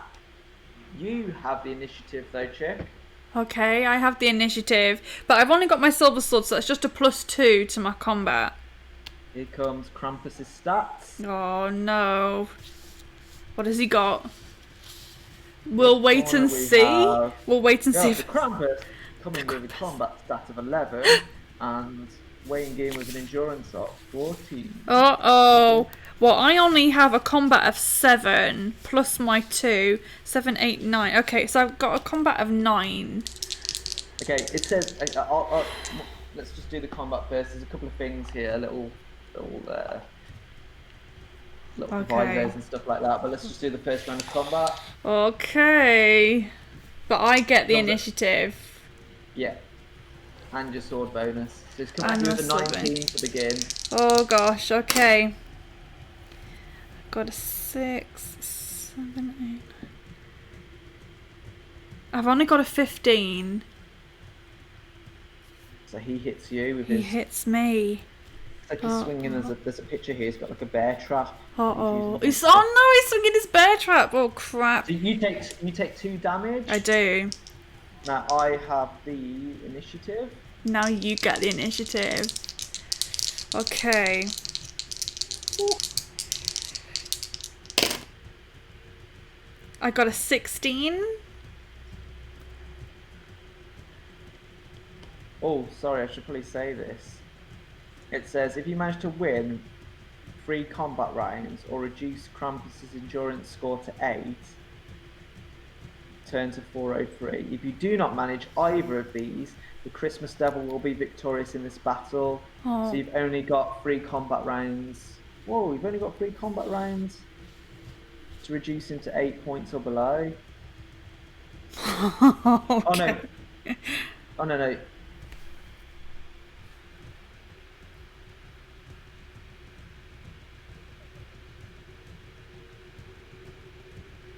Come on, this is tense. This is tense.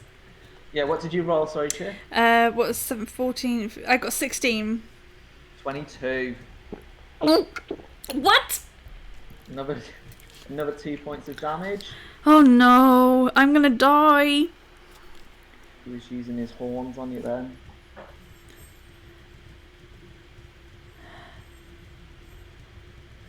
Oh no. What did you roll? Haven't rolled yet. I was froze. 7, 8, 9, 10, 11, 12. I only got a 14. 18 again. Get you. Oh, no. Bear trap sinking into your shoulder. No. Okay. Oh my god. Okay, so they don't have to be one after another. That's confirmed. They don't have to be one after another. You just need to win 3 combat rounds. Yeah, but I've not won any. Yeah. I'm Okay. not-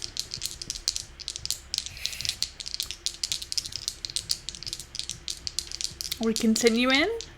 Yep, I just rolled. Okay. Oh, good. I got a 19. And there you go, you rolled 17. I hit him! Yes! There's still a sword deep into his torso. He lets out a howl. So you do 2 damage. 2 damage. Awesome. So he's on 12, and you get the initiative now. Excellente. Ah, bad roll. I got 14, 15, 16, I got a 17.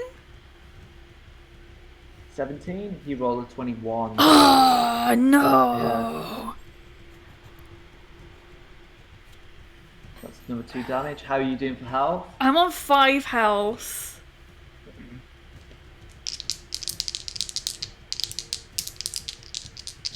Okay, I'll roll again. Bad.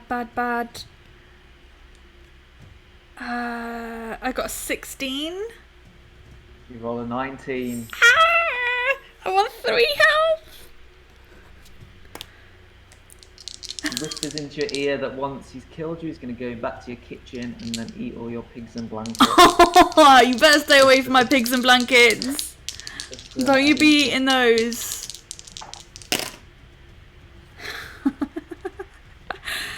I got an 18. Okay. 19. Oh no! I'm on 1 health. 1 health.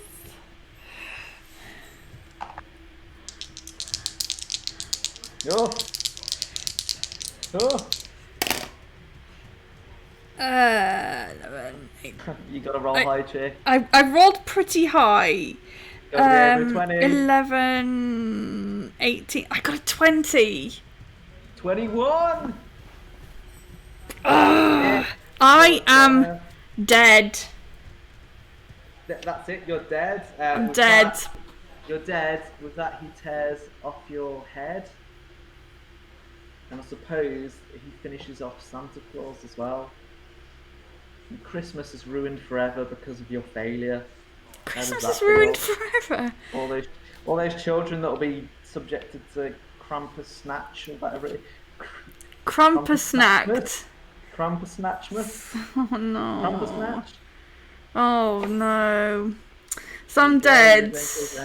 Well, life number 1 is over. So, I would like to go back to after I defeated the wolves, if possible. Do you know which? Page 83. after the wolf attack. So, should we take a little break then? We can take a little break. Yeah, we can. So when we take a little break, we can just go through. So I'm going to respawn with full endurance, and I think I had an 8. No, I had a 9 agility, and I had a 9 on combat as well. So I'd reduced my combat and my agility by 1 at that point, because I was very cold. So if we need, this means we've got to do Krampus poem again. Well, not necessarily, because I might choose differently. I might brave it and go into the castle this time. But guys, we're just going to take a quick toilet break. So we'll be back in about 2 minutes. But don't worry, I'll leave you with some lovely creepy music to listen to whilst we do that. So we'll be back in 2 minutes. Don't forget to mute yourself, Lee, please. So I will see you in just a couple of minutes.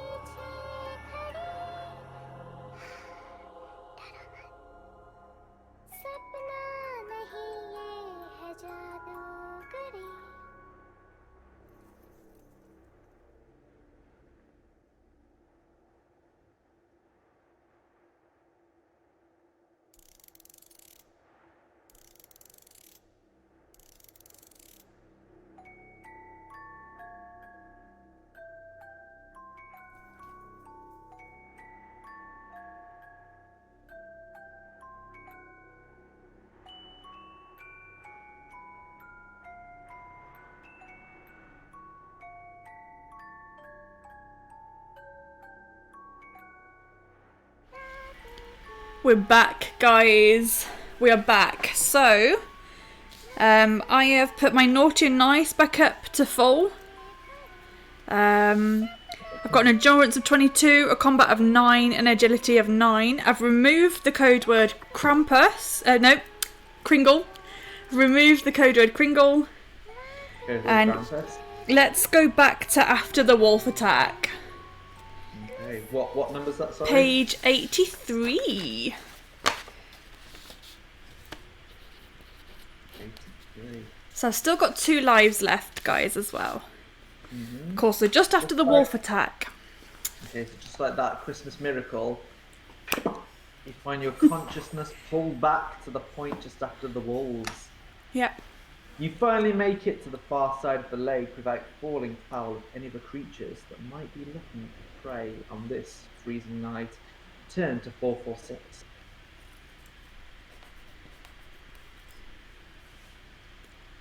Cool. What do you think, guys? Shall we go through?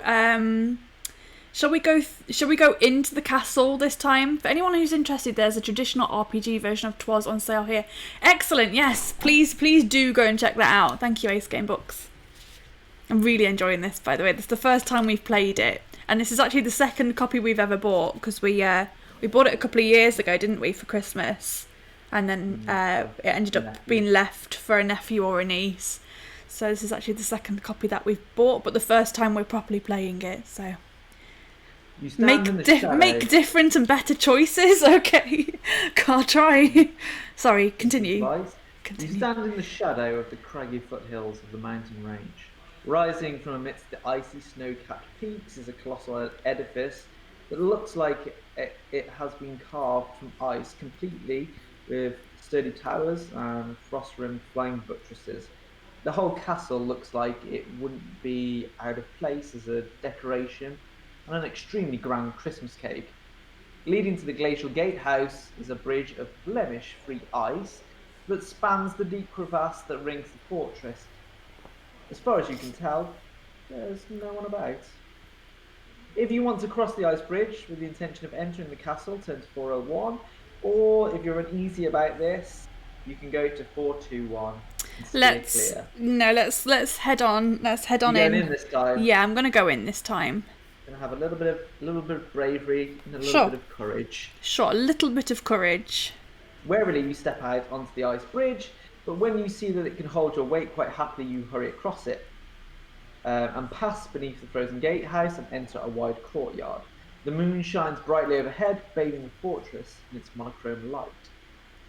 You can see now that not all of the castle is made of ice. The walls and the towers that sit at the four corners where the walls meet are constructed from stone. However, the central keep does indeed appear to have been put together in great blocks of ice. The place is eerily silent, as quiet as a grave in fact. But you are not alone here. The courtyard is full of the most intricate ice sculptures of people, but they are contorted into all manner of agonized shapes, with tortured expressions frozen on their faces. Their presence here is unnervingly chilling. You have two options: explore or leave. If you want to explore, Vicky, there's the southeast tower, southwest tower, northeast tower, northwest tower, or the central keep. I have no idea about the towers, but I'm definitely exploring this time.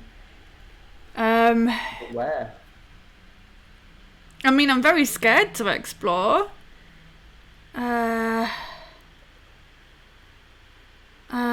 Let's go into the central courtyard. The central keep? Yeah, central keep. 424. 424. Okay. You make your way towards the entrance to the ice-locked keep. Do you have the code word curious? Nope. 404 it is. 404. 404. 404. But now it says record the code word curious on your adventure sheet. With a K. With a K? Of course.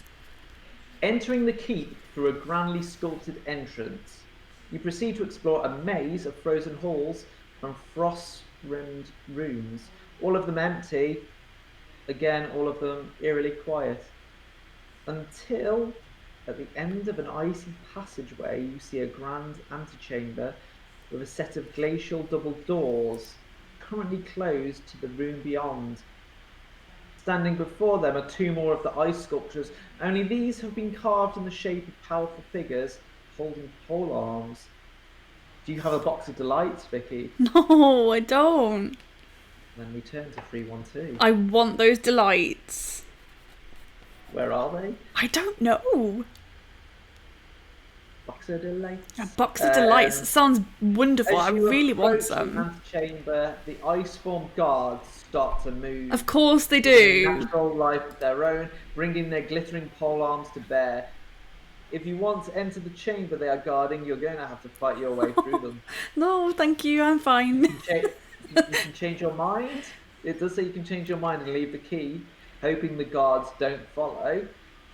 Or you can use your the pen is mightier ability. I Or don't you want to can have just to. fight them. I don't So want you to can have to run, fight them. I don't want to have to fight them. So I'm run gonna. or special. I'm gonna run away. Run away. Hey, 381. 381. You're back in the courtyard again now, so you have Okay. 4 towers to explore. Southeast, southwest, northeast, northwest. I have no idea, guys. Which one would you choose? I really don't have a clue. Which tower should I explore? I literally have no information about what might be in there.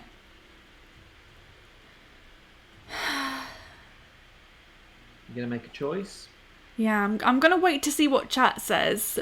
Let's see if anyone's got any thoughts. The one with the delights. I don't know which one has the delights. Maybe I could sniff them out. So what were the 4 options here? Southeast, southwest, northeast, northwest. Okay.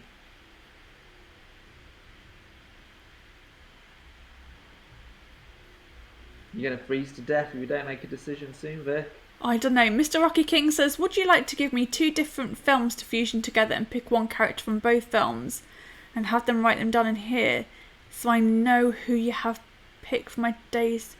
I don't know what that means. I'm kind of busy right here. But if you want to message me on Discord, that's fine and we can discuss it on Discord. But right now I'm kind of busy. I am going to go...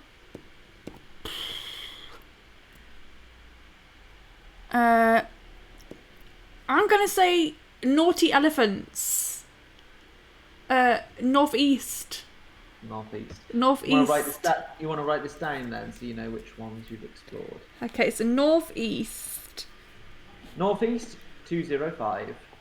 205. Elephants are my favourite animal, so we're going with naughty elephants. Northeast, so 205.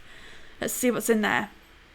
You can see that the northeast tower of the castle is different from the rest. The rest straight away. Shit. Its walls are covered with knotty growths of holly and ivy. Holly and ivy sounds nice. There is no door in the bottom of the tower, just a window high up at the top. And the only way to reach it would be to climb the flourishing evergreens. You can attempt to climb up to the window, or you can search elsewhere. The thing is, holly is very prickly, and I just feel like trying to get up the holly and the ivy. I feel like trying to climb a load of holly and ivy is just going to lead to me getting prickled to death. Worse than climbing up a ice cliff face.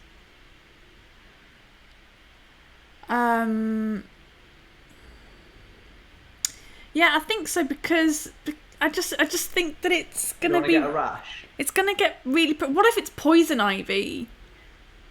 There's only one way to find out. But this one is different, stands out from the rest. So,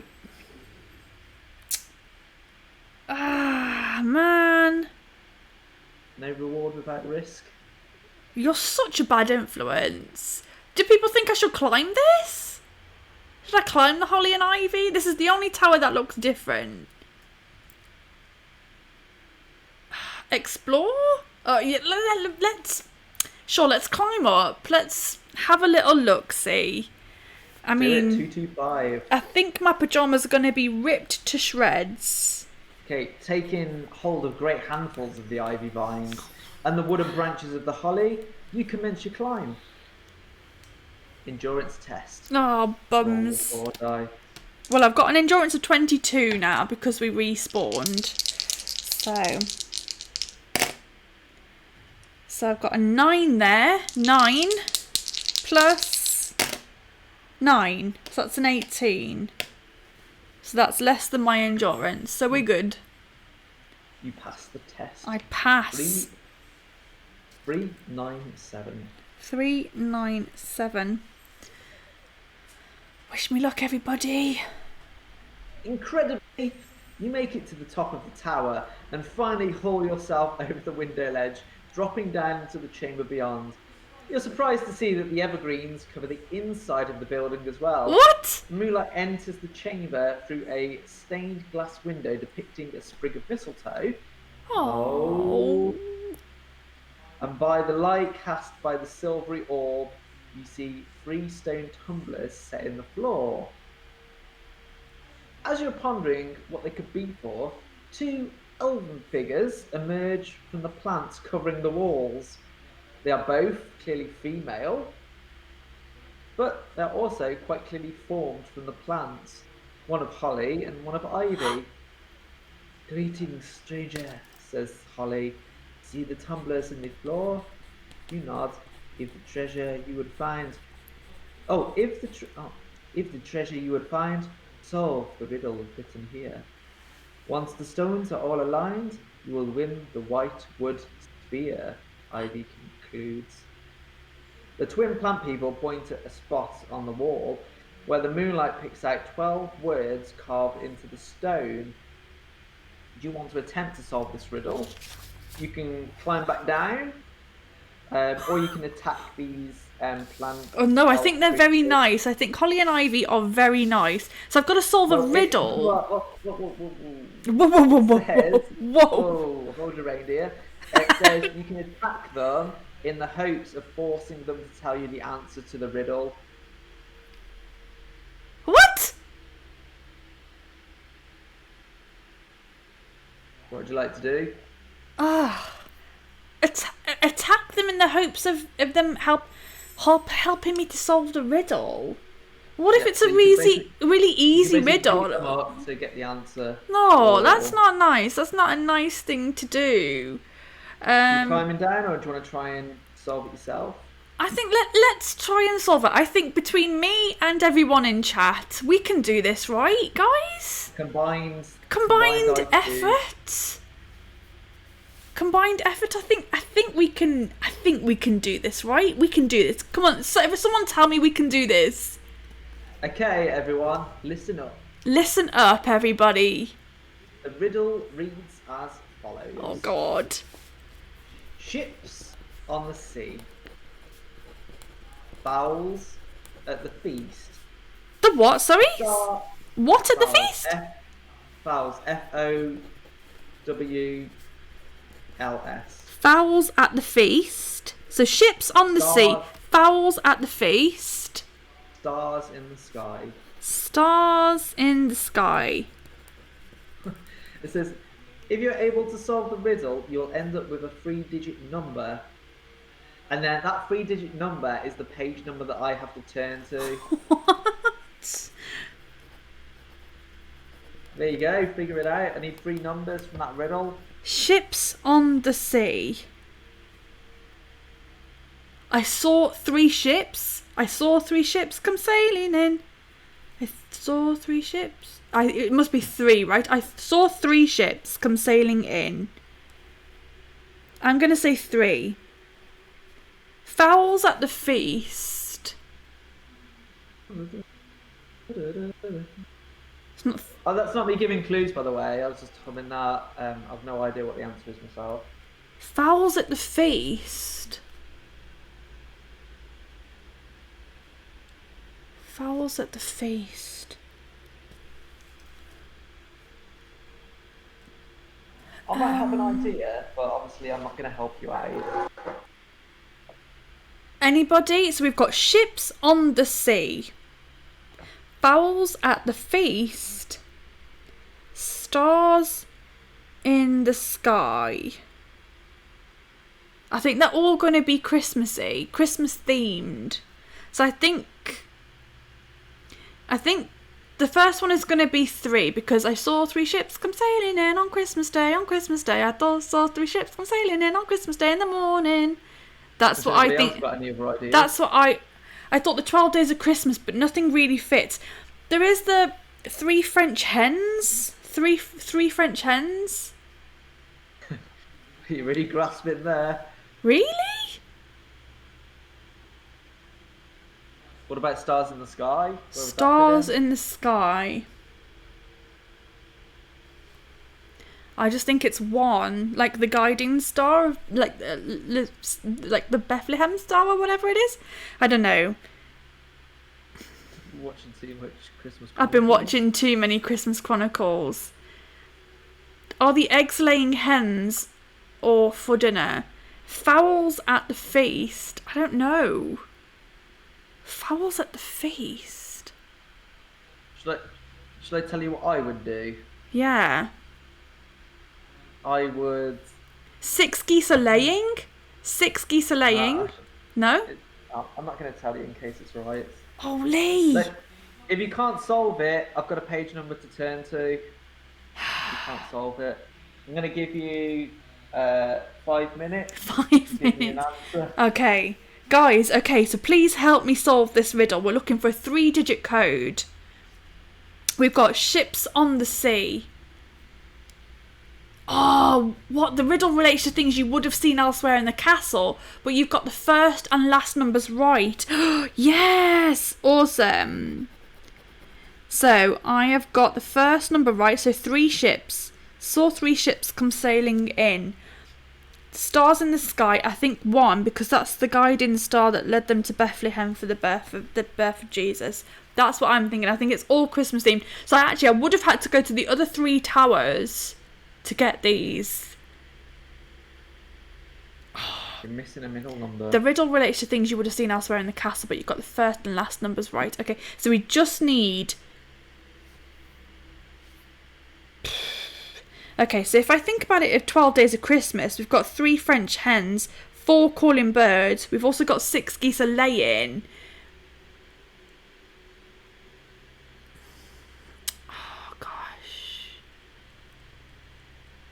Oh, man. I kind of feel like it's 6 geese a laying. 3 French hens. 3 French hens? 4 minutes. No, 3 minutes left. 3 French... I think it's 3 French hens. So what's your final 3-digit code for me? I'm going to try 331. So,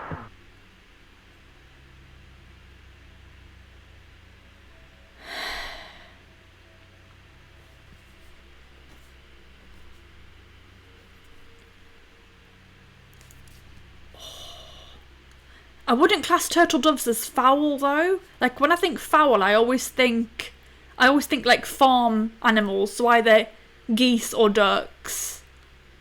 I always think of... You were incorrect. Incorrect. Oh, swans are swimming. Frustratingly, Oh my God. you could not figure out the number to which the stone tumblers need to be set, and so you cannot hope to claim the white wooded spear, whatever that is. Perhaps you could force the chamber's evergreen guardians to reveal the number, if you want to try this heavy-handed approach. Otherwise, you have no choice but to climb down the creepers and return to the courtyard. Oh, right, okay. Let's return to the courtyard. I'm not going to beat up some elves. I think they're nice elves. They're not... So 381. I always think of fowl as like farm birds. So like I wouldn't think of swans as fowl. I don't know. Maybe I'm completely wrong. Well, you're back down in the courtyard now. Okay, that's fine. Okay, so we need to go and see one of the other towers, right? Yeah, so you've done northeast. That's Okay. the magic tower. You have northwest, southwest, or southeast.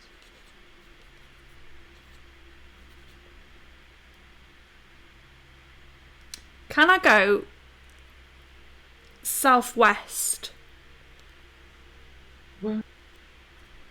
Southwest? Southwest is 89. 89. Fowl does mean birds though, right? Yeah, I think so. I'm just in my head it means like farm birds, but yeah, fowl is birds. Okay, so maybe I must be completely off, but I know that I've got Ace Game Books. It's told me already I've got the first and last numbers right. The door to the southwest tower is carved with a cross. Entering the tower, you ascend a spiral staircase to a small chapel. Upon an Okay. altar under a stained glass window depicting a single shining star hanging in a velvet black sky above a small deserted town is a plain wooden box. Now that you are inside this peaceful chapel, do you want to kneel before the altar and spend a minute alone with your thoughts? Or do you want to open the box, or you can just leave? I will. I guess I'll kneel first and do a little prayer. Okay.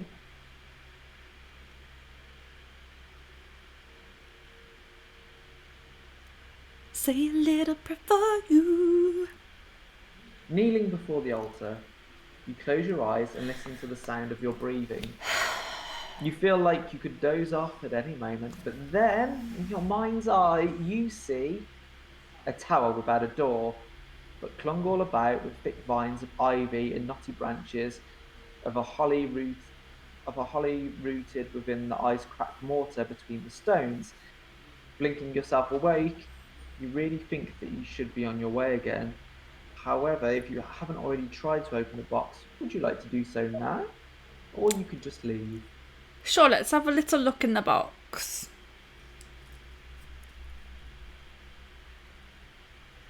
The box is not locked and opens with ease.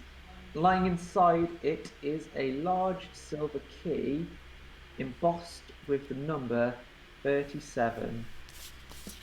Silver Having key. having pocketed the key, what would you like to do next? 37. Um, I mean, you've already prayed for a bit, so you could just leave. Yeah. 381. Yeah. Leave, please. 381. Okay.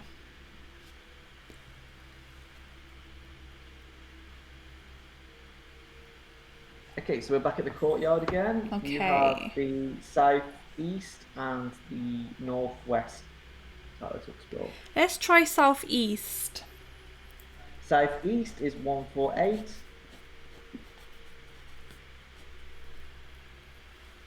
148. The door to the southeast tower is hung with a Christmas wreath. Opening Aww. the door, beyond it you find a spiral stone staircase which leads you up to a magnificent banqueting hall, hung with fine tapestries and bedecked with garlands of evergreens. There is even a great Yule log blazing in the hearth, driving the coals from the stone walls and the floor of the chamber. Overlooked by a stained glass window depicting four birds singing in the branches of a tree, a long table has been laid with a sumptuous feast. Its centerpiece is a platter bearing a boar's head, festooned with holly, and a rosy red apple trapped between its teeth. 4 calling birds, guys. 4 calling birds. As well as there being fine food to eat from the frumentary. Frumenty? I'm not actually sure what that is. No idea what you're trying to say. If anybody else can tell me what it is, Frumenty. Fermentary. Frumenty. I don't know. I've never heard that word before, I don't think. Someone wants to Google it up and let me know what it is. And Christmas pie. Oh. To March Pain and 12 cake. Wow, March Pain. I'm not sure what that is either. Sound like good old fashioned Christmas cakes though. There is also, oh, I know this one, mulled cider to drink. There you go, that's more on my level. Favourite. My favourite. Do you want to sit down at the table and have something to eat? Or you could pour yourself something to drink. Oh, man. Or you could just not eat or drink anything and then exit the tower. I feel like it's a Pan's Labyrinth kind of deal. A slice of, you can get yourself a nice hot pot bath. I would really love some food. I am hungry, I am cold, I'm thirsty, but I consider this to be stealing. March Pain is an old spelling of marzipan. Ooh, what was the other thing? What was the other thing, please? The fermentary. What was it? How'd you spell that? F-R-U-M. F-R-U-M. Oh, there you go. Frumenty is the medieval precursor of Christmas pudding, and marchpane is marzipan. Oh man, that all sounds so nice. But considering it's a feast, and I don't know who's made this feast, I kind of feel like if I eat, I'm going to be doomed. So Imagine, the Disney's Christmas Carol with the giant and everything's like glistening and golden when Mickey Mouse is there. I That's am kind of what I am imagine thinking it like. more Pan's Labyrinth. Like if you eat, you'll be cursed. So despite Or my the Muppet Christmas Carol. despite my hunger and thirst, Sit down and be merry. Have a know me better, man. yeah. I think I'm gonna leave it. I'm not gonna push my luck. I already have a silver key. I already have the 3-digit code that I needed. And I am gonna leave. Okay, you're gonna exit. Yes. You go back to the courtyard then. Yes. 381. Now, where would you like to go? You have one tower left. If you wish, naughty elephants, please. Naughty elephants. That's 205. 205. Yep, 205.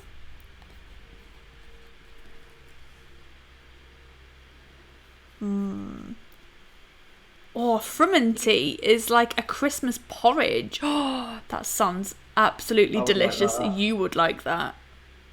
Sounds like I want to put cinnamon in my porridge with some raisins in it. I reckon a bit of mixed fruit, Christmas mixed fruit, and a bit of cinnamon. Yes. Splash something alcoholic in there as well. Oh, yes. You can see that the northeast tower of the castle is different from the rest straight away. Do you want me to skip this? You climbing up? Yeah, climbing up. Yeah, 225.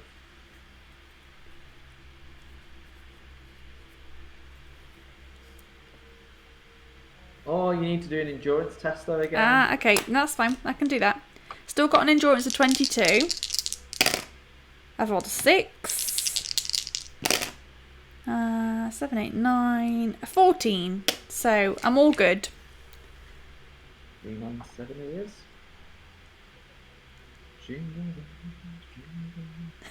Okay, so you make it to the top. The 2 plant elf ladies appear.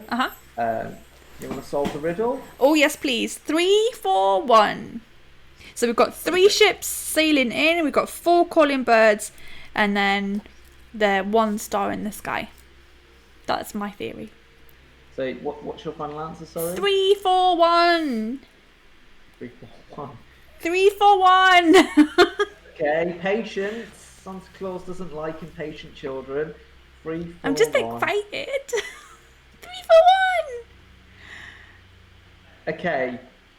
The instant the 3 numbers align, accompanied by a rumbling, grating noise, part of the stone-flagged floor arises open, revealing a pit beneath. And lying in the pit is a magnificent spear, fashioned from the wood of the mistletoe. You notice that 12 bands have been carved around the shaft at irregular spaced intervals.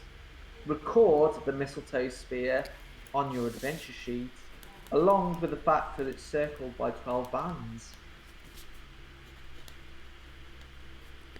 12 bands. Got it well, says Holly. And it will guide you well, says Ivy.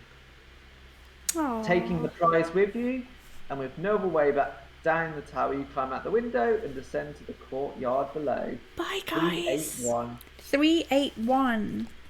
Merry Christmas. Merry Christmas, guys. They were nice, weren't they? Glad you didn't beat them up. Yeah. Give me the fucking code. Give me the code.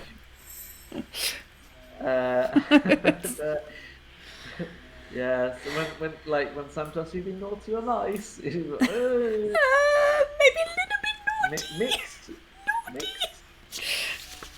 So you want to leave the castle now then? Yes, please. 361.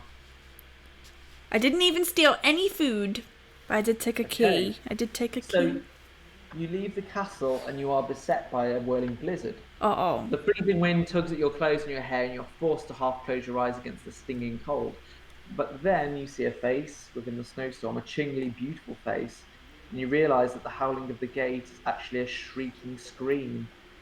By trespassing here, hold it. Did I do that? 361. Oh Three no. eight one. 381. Oh, 381. I wrote down 381 when you said it. 381. Yeah, 361. That says to go to. Oh, 361. Yeah, 361. You suddenly find yourself beset by a spinning, and then you see a face within the snowstorm, a chillingly beautiful face, and you realise that the howling of the gale is actually a shrieking scream. By Oh. trespassing here, you have earned the enmity of the mistress of this place, the ruler of the ice-clad castle, the frozen-hearted Snow Queen herself. Oh, the Snow Queen, I fucking knew it. As you come to understand who your attacker is, you also realise that she intends to freeze you to death Oh, I knew where it. you stand. And you turn into a... oh, She wants to turn me into a thingy. no, it says, and you turn into another of her tortured ice No! sculptures. No, I don't want to, but I've got a mistletoe spear and everything. You need to do an endurance test and a combat test as you fight the freezing effects of her sub-zero sorcery. Oh, no. Okay, so endurance test. I've still got 22 endurance. Yep. Yikes. I rolled a 9. Oh, and a 10.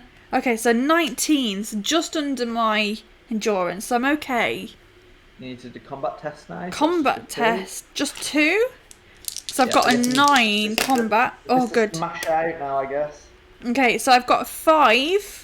So that's underneath my combat score of 9. So you pass both. Yes. And you turn to page 333. 333. Against the odds, or so it would seem, you resist the freezing power of the Snow Queen's magic, although it drains you of a portion of your strength nonetheless. Lose 2 endurance points and 1 combat point. Okay. If you're still alive, your teeth are chattering in your skull. You must prepare to resist the Ice Witch. Okay. But you can use Penny's Mitre if you wish. No, let's just go for it. Let's go for it. How hard can she be? Ooh.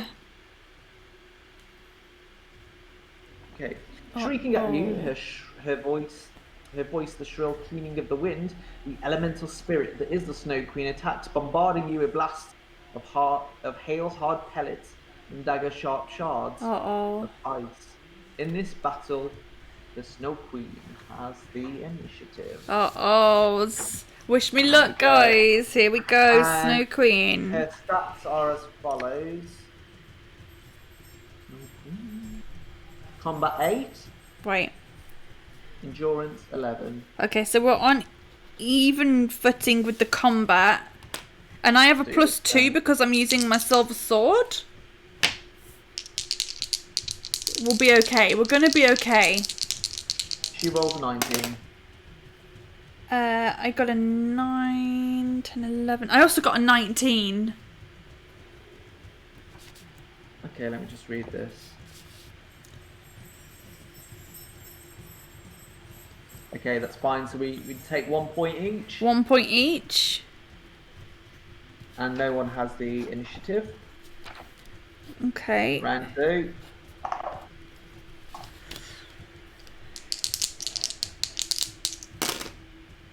Oh. 13. 19. Yikes. Okay. It says if the Snow Queen wins a combat round, roll 1 die. Okay. Yep. The number is... oh no, sorry.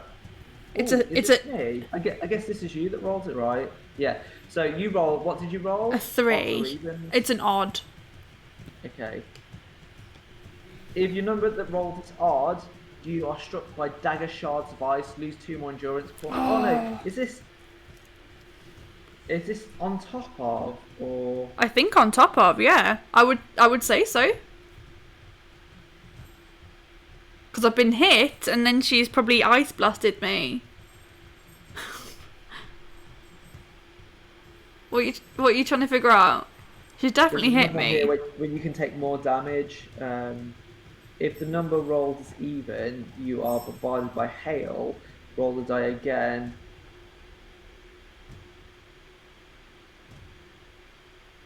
Should we do it as that's on top of then? I would say so. Because she had to hit me and then I had to roll, and I rolled a 3. Okay, so I take an extra... How 2. much? An extra 2. Okay. We're fine. We're okay. Okay. Uh-oh. 8, 9, 10. I got a 14. 15. Oh! Take 2 damage and roll a Yeah. die. Roll the die. 1 die. It's an odd number. 2 endurance points from Same Ice again. Shard. Yeah. Okay, I'm on 11 endurance.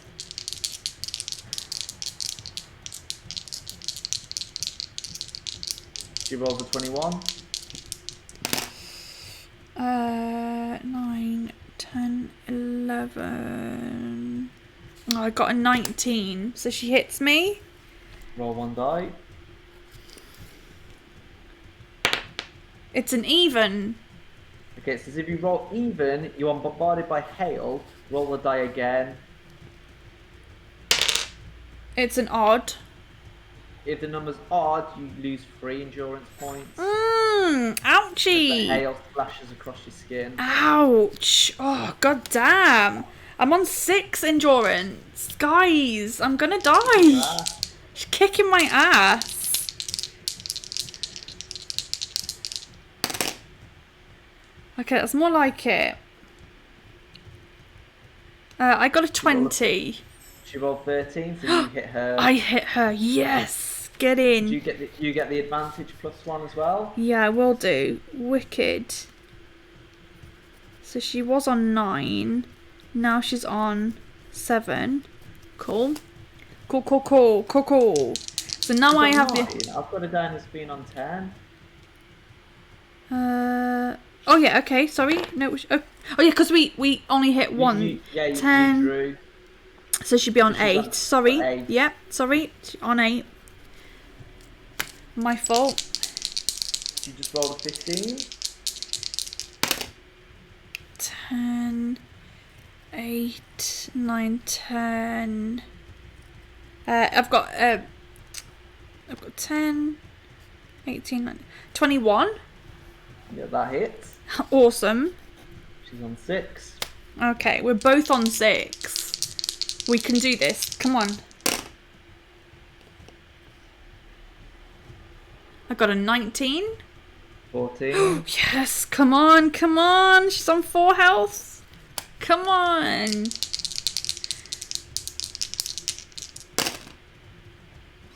Nine, 10, 11, 19. I got a 20.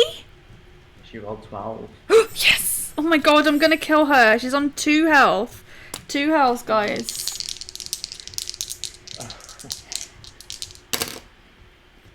Oh, 14. 12. Oof. Gain. Okay, That she's is dead. it. She's dead. She's done. Ice Queen down. Ice Queen down. Oh my Wait, god. sorry, I didn't read this. It says, if you reduce her to 2, she transforms into a flurry of snowflakes that are sent whirling away over the castle. Oh, thank goodness.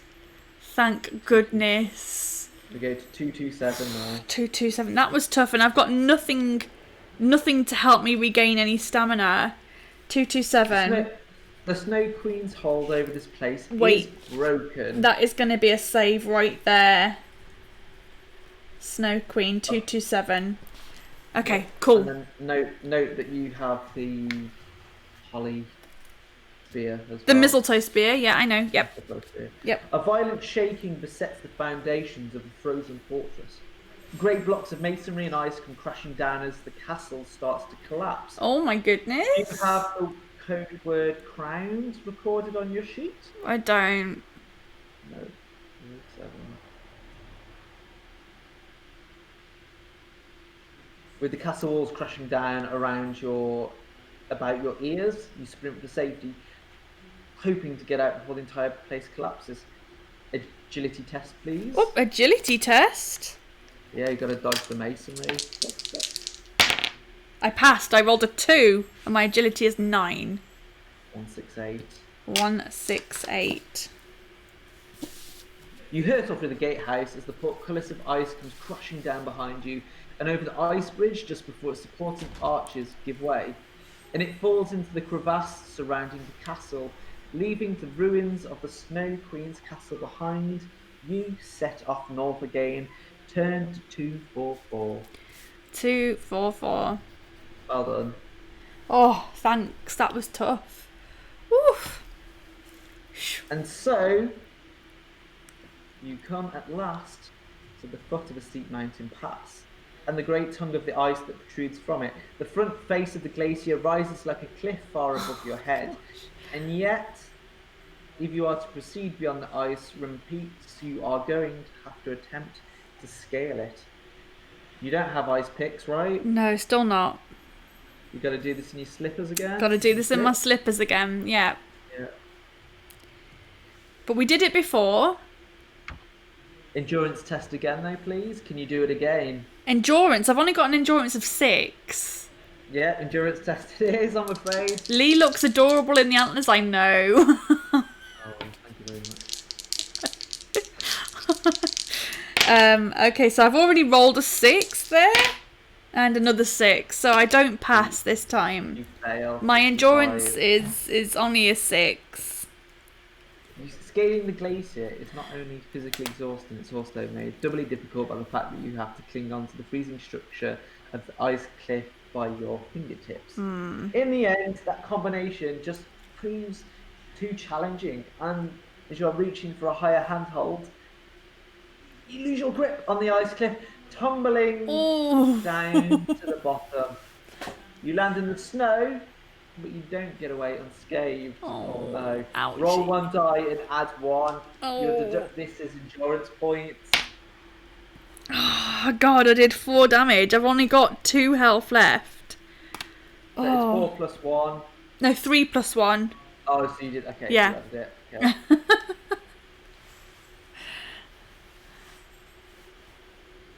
Okay. So it was a 4 in total. So I'm on 2 endurance. I'm literally on my last legs. Yeah. It says if you're still alive, Only you just. you have to no other choice but to try again. Oh, balls. 45. Balls. Oh god. There's no way. I'm on 2 health. 10 to 45. This is Okay. literally going to kill me. Hey, you start climbing and the biting wind tugs at your hair and the unremitting cold nips at the skin on your cheek. So it's letting you skip the test again Okay. now. And the backs of your hands, you struggle up the vertical ice cliff. Slowly but surely, you climb higher and higher until you come to what appears to be a cave mouth that's formed along a fault line in the face of the glacier. Guys, do I go into the cave or not this time? Cave or not? Is there going to be any Christmas magic in that cave, do we think? Never's Cabbage says, believe in Christmas magic. Is the Box of Delights going to be in the cave? I doubt it. I think there's more likely to be horrible animals in there. But I do feel like I need some respite. I need a place to rest. I'd never known Christmas magic to hide in dark, scary caves. No. But I do feel like I need a little rest. Do I push on and try to rest once I get to Santa's workshop? Although I know already it's overrun by imps, isn't it? So there's going to be no rest there. Let's try and rest in this cave. I'm going to go into the cave. I'm going to see if there's some kind of rest. I just need a little rest. 303. Maybe I can kill an animal and eat it. 303. Yeah, you haul yourself into the ice cave, sheltered from the wind at last. You rest for a moment. It says now would be a good time to eat a meal or have a drink if you have any. I don't have any. No. As you take in your surroundings, you see strange carvings etched into the undulating walls of blue ice that form a tunnel, in which turn penetrates deeper into the glacier. Intrigued and wondering what the symbols could mean, you follow the tunnel through the ice.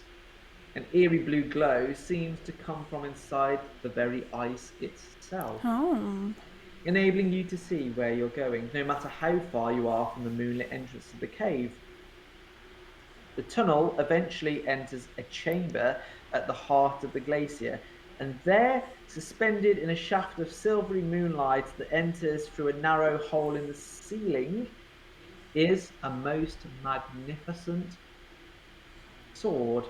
It Another sword? appears it appears to be made entirely from ice and has a snowflake-like pattern carved into the blue-white material of its blade. You've never seen anything like it. Snow has drifted into the icy alcoves of the chamber, having entered through the shaft in the roof as well. You imagine while icicles hang down from the ceiling like frozen stalactites. Do you want to try and reach into the beam of moonlight and take the sword? Or you can leave the clearly magical frozen blade where it is. Let's try reaching for it. Why not?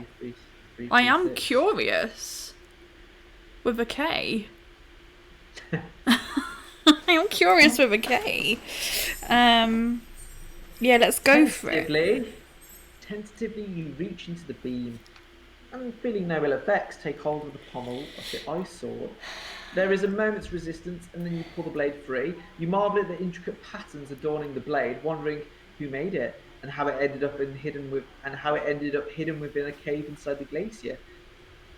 A sound like someone shuffling. Oh no, I can see a picture. Oh, Vicky. A sound like someone shuffling through the snow takes your attention from the blade and back to your immediate surroundings as you watch the drifts of snow form themselves into two roughly humanoid shapes. Despite having no obvious legs, these crude snowmen shuffle towards you. As they do so, spears of ice emerge from the ends of their snow-formed arms and appear within the gaping maws, yawning in their blunt heads. And you and you realise that by taking the ice sword, you have provoked the ire of the elemental spirits that guard this place. I've made some horrible drawings there. Great. Snowmen with sharp teeth and claws. What do you want to do? You can put the sword back. You don't have a lantern, so you can't do that. You don't have a box of lights, you can't do that. Or you can use your naughty or nice, or pen is mightier, or just fight them. What would you like to do? Well, I only have 2 endurance, so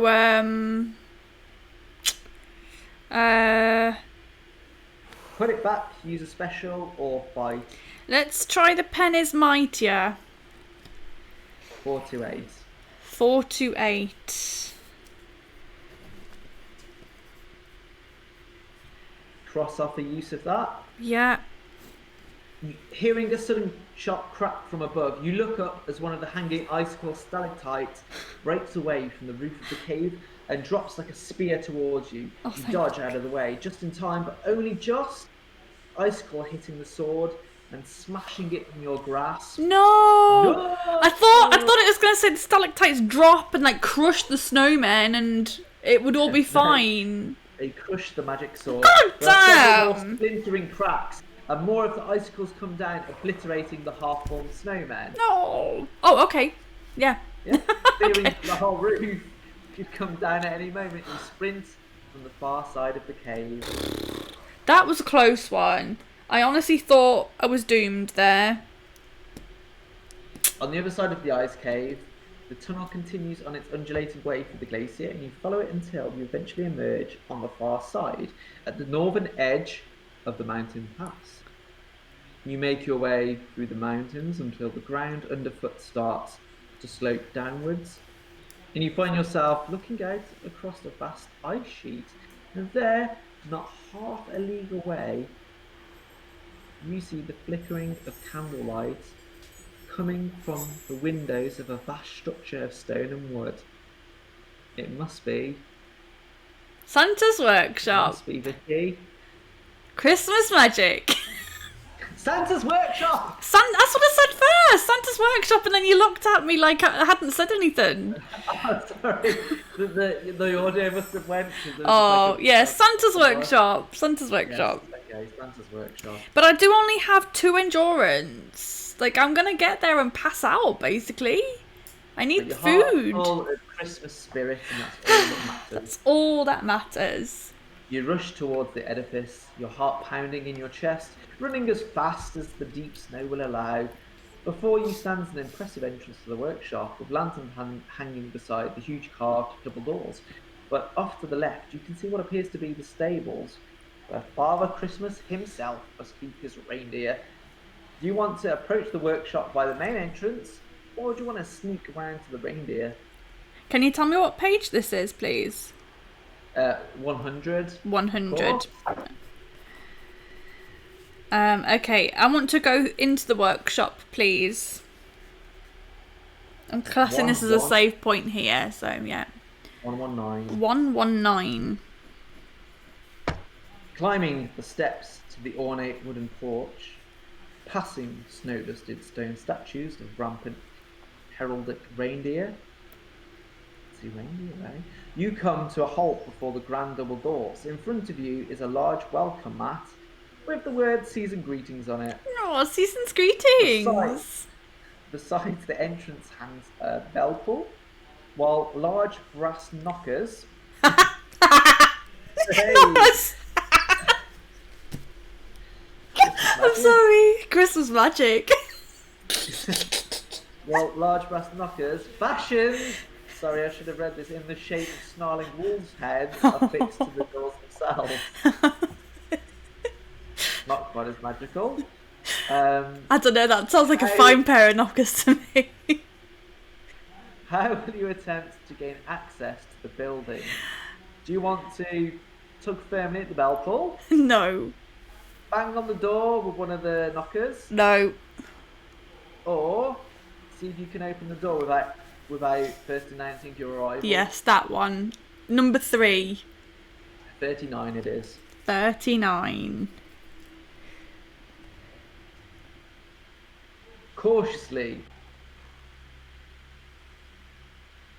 you turn the handle of one of the doors, and it swings open.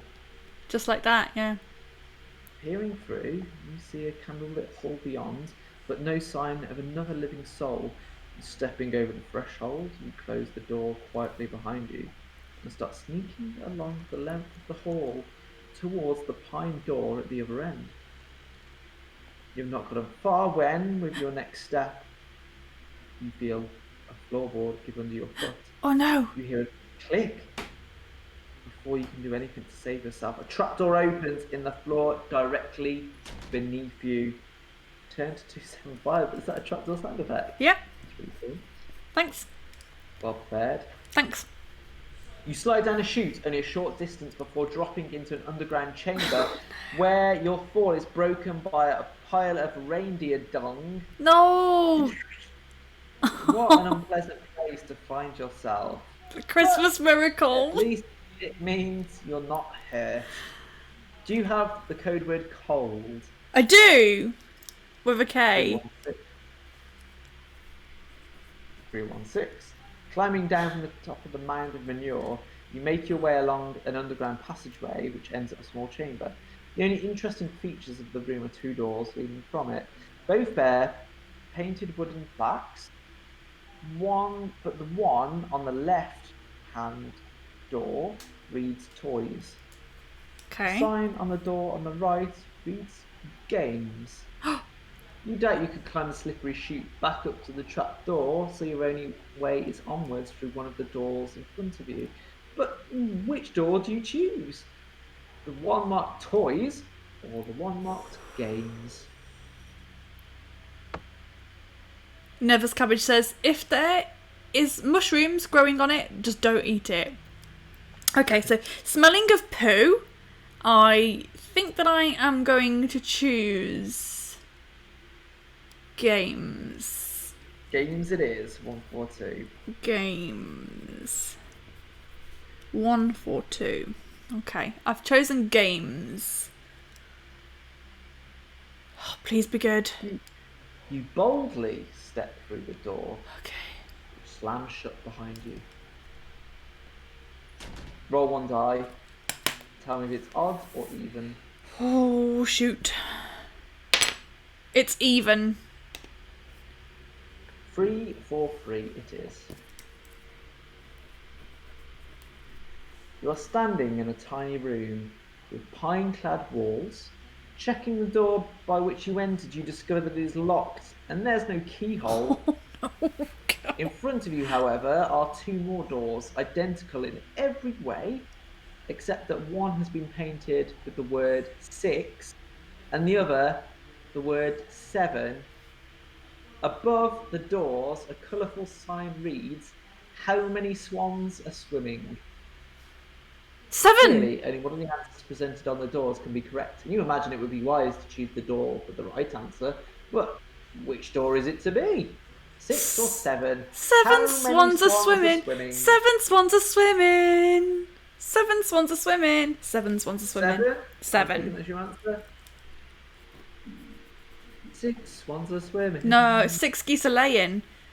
Okay. As 7. soon as you are through the door, it slams shut behind you.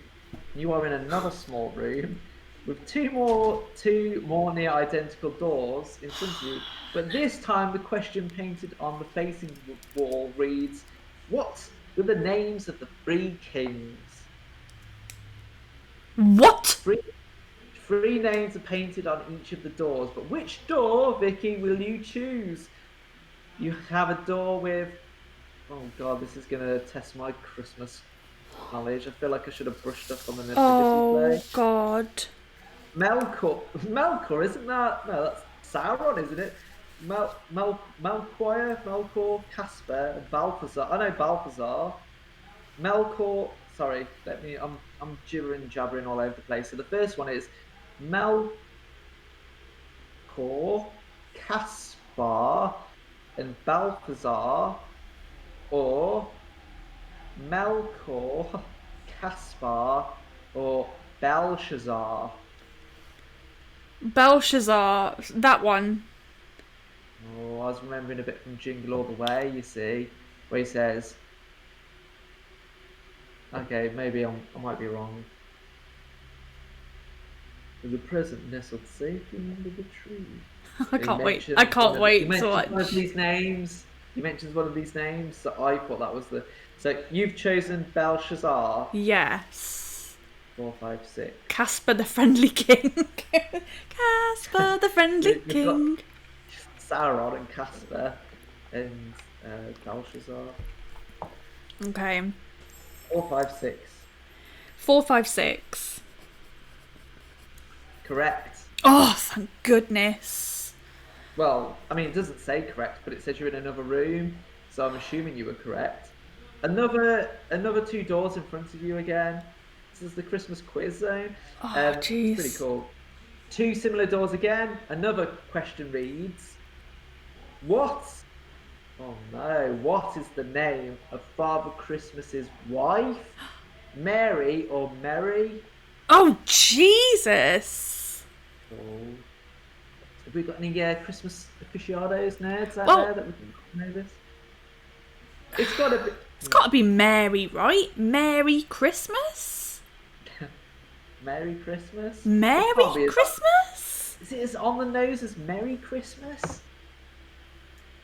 She must and be that's Mary. Where we get Merry Christmas from? But then we're just saying his wife's name. Merry Christmas. Merry Christmas. I'm looking for a Christmas. A Merry Christmas. Where are you? Merry Christmas. I'm looking for Merry Christmas. I'm looking for Merry Christmas. I think it's got to be Mary, right? Going for Mary. Mary. Turn to 18. I'm going for Mary. Okay. Well, you enter a much larger room dominated by a table that has been laid for Christmas dinner. Oh, thank goodness, I'm starving. No setting for 12 people.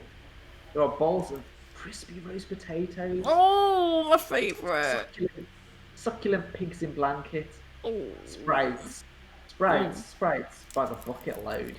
No. And at the centre of the table, one magnificent turkey. The aroma that assails you is the very definition of Christmas. Oh, man. If you want to sit down at the table and help yourself, you can.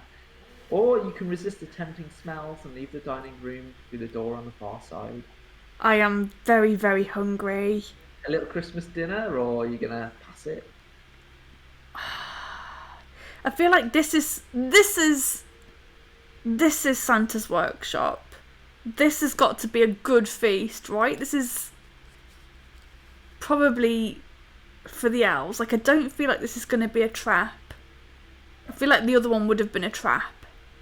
It's got 12 Oh, I'm just... people it's been laid out for. I'm so hungry. I hope Father Christmas will forgive me, but I'm going to tuck in. I'm sorry. I'm just so hungry. I've only got 2 stamina. 103. 103. At this point. You've had a long, hard journey to reach Santa's workshop on this cold Christmas Eve. It's taken me 2.5 hours to get here. Mouth watering already. You cannot resist tucking in. I can't. You load a plate with, it's like a Toby Carvery. You load a plate with vegetables and cranberry sauce.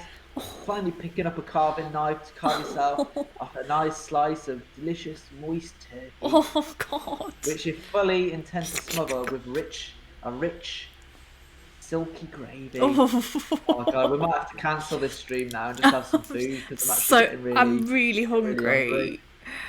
However, the instant the knife breaks the crisp skin of the fowl, the turkey twitches, oh my God, and springs into the air. No. Despite having no head or feet, the cooked bird stomps towards you on the stumps of its legs. It's got those little paper things on it. No.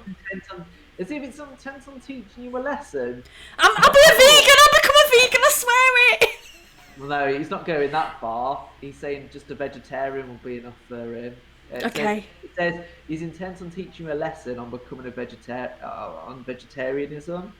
That's okay. I'll be happy with some potatoes.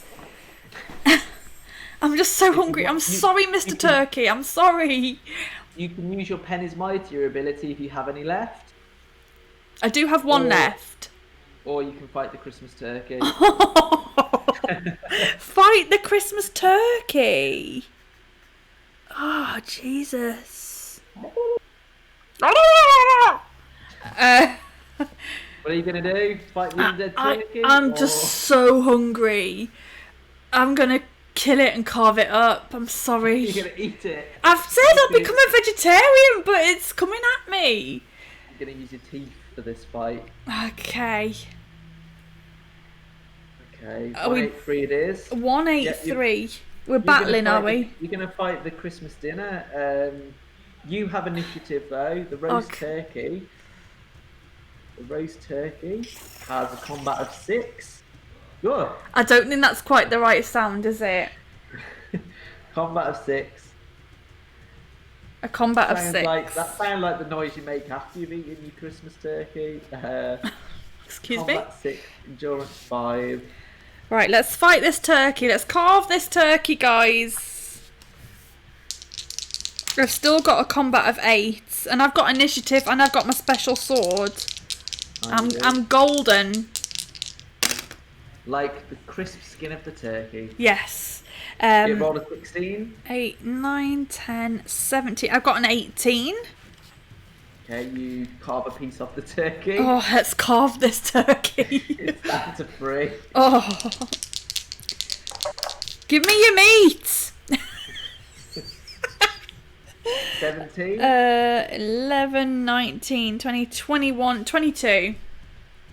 Go, you pull off a leg. I don't want to fight you, but you look so tasty.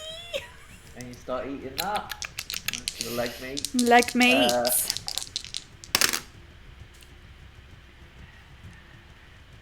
Okay, 13. 9, 10, 18. I'm 19. It's gone. It's gone. You eat up the last piece. Oh my God. Am I really gonna eat this cursed turkey? You already have. You just ate him while you were doing it. He's gone. Please tell me I can put my endurance back up. Oh no, it says here, your encounter with the turkey hasn't done anything to lessen your appetite. Excellent. If anything, it's increased it. And you finished what you started. Oh. You do keep a weather eye on the pigs in blanket in case the sausages start to wiggle. You gain 4 endurance points Only and your lovely 4! Only Christmas 4! lamp. Come on, man, give me a break. It says if you 4. are if you are if you are without a weapon, you may take the carving knife, Oh no, but I've got a you weapon, do have thank a you. weapon. Once I'm you're back up to 6 endurance. Roast okay, potatoes. Tell you what, Lee is the potato master. So Lee, if those of you who don't know, Lee's my boyfriend. He is a master with the potato. His roast potatoes are some of the best I've ever tasted. Anyhow, the Sultan of Spuds, the Sultan of Spuds. I dub the you. Prince of Potatoes, No, the the Sultan of Spuds. There you go. once you are done knowing that your adventure is not over yet, you leave the dining room through a door on the far side, wondering what other secrets are hiding within Santa's workshop. 492. 492. I am actually really hungry now. I'm alright.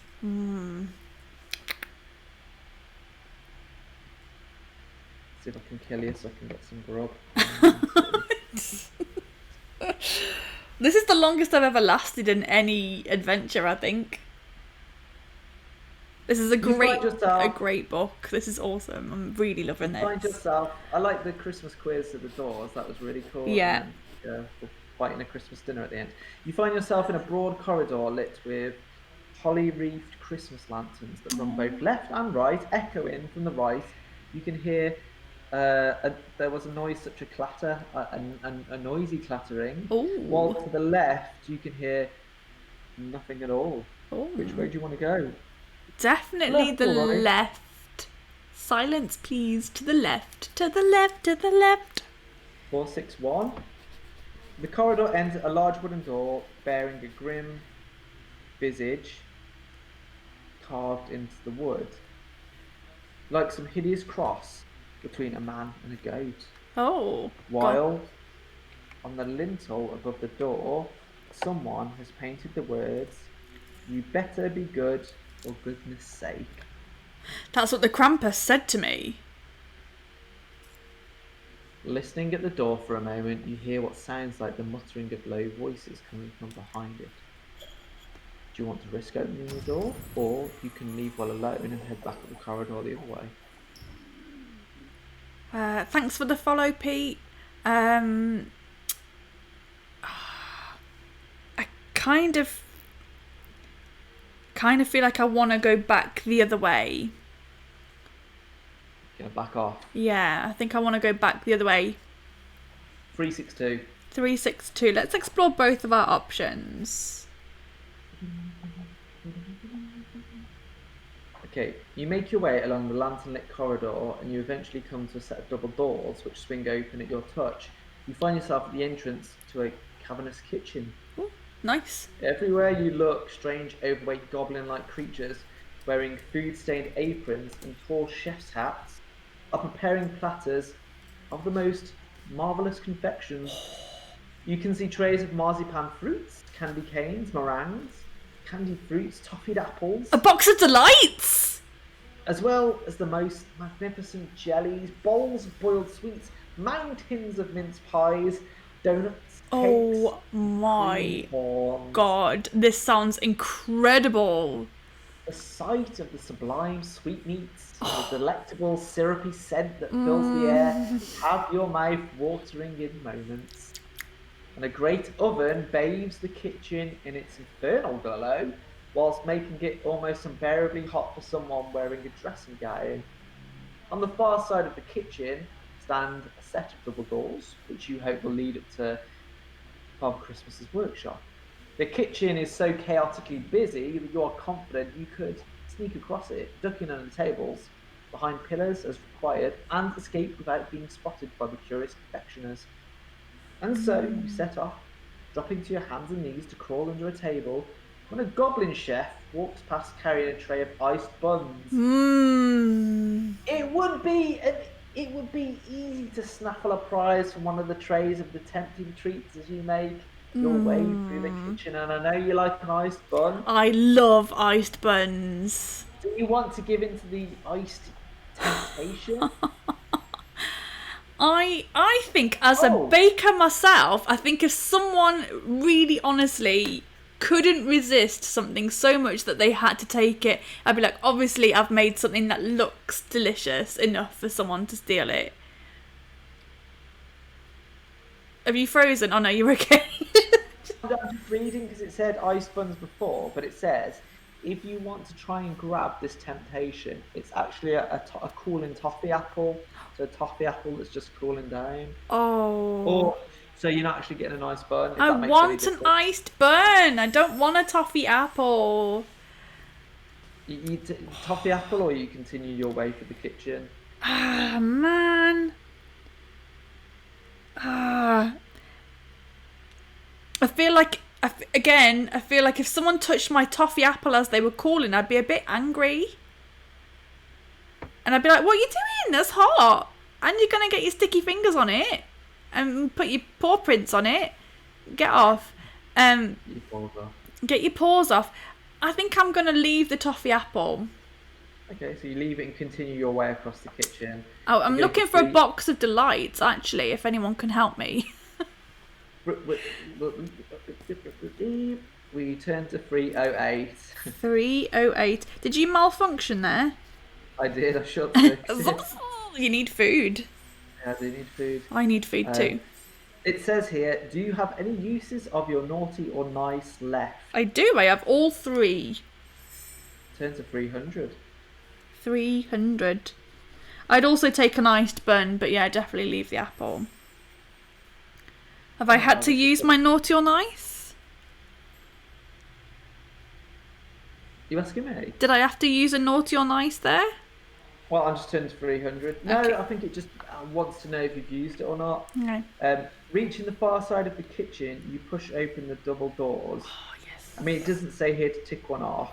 Okay. Reaching the far side of the kitchen, you push open the double doors and leave the sickly sweet, cloying atmosphere behind you. What about On the the box side- of delights? Yeah, sorry. On the other side is a flight of stone steps. Climbing these, you open another door and are assailed by the clattering, chugging, and crashing of a factory production line running at full tilt. Oh Turn gosh, to I don't 418. have any factory sounds, I'm afraid. Guess we're going into Santa's workshop, right? 418. Oh, I didn't expect to have to go into Santa's workshop, so I didn't prepare a soundtrack for it. Whoops. Okay. You are standing at the entrance to a vast chamber that is full of noise, machinery, and elves. At least you take them for elves until you focus on their hideous features and horrible, No. leering, demonic sneers. The hub of Father Christmas's toy factory is one vast production line. Miles and miles of clanking wooden conveyor belts crisscross the vaulted space, which is also decorated with a veritable forest of Christmas trees, and in which turn are adorned with miles of tinsel and a profusion of blown glass baubles. The scale of the operation takes your breath away.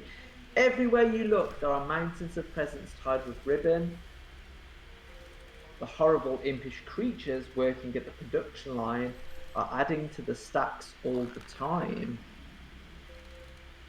Although you're not sure the toys they are making are on anyone's Christmas list this year.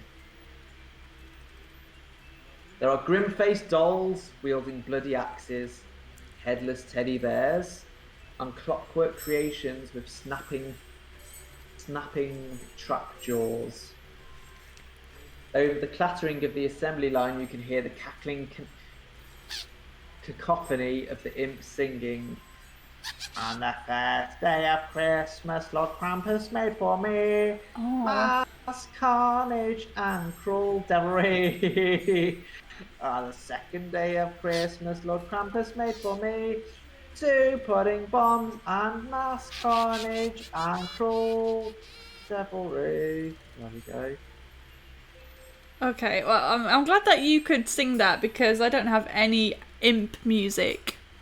I was trying to do 2 pudding bombs, 1 da da da da, but I just don't think that's the what they were going for. I think it was. And then suddenly one of the horrors catches sight of you. And the imps shout of surprise. Several of the elf imposters break off from what they are doing and advance towards you, improvised Uh-oh. weapons in hand. You have attracted the attention of Krampus's little helpers. But how do you want to respond, Vicky? You can face them in battle, run away, or use a box of delights if you have them. I don't have a box of delights. Where do I get this box of Delights? delights from?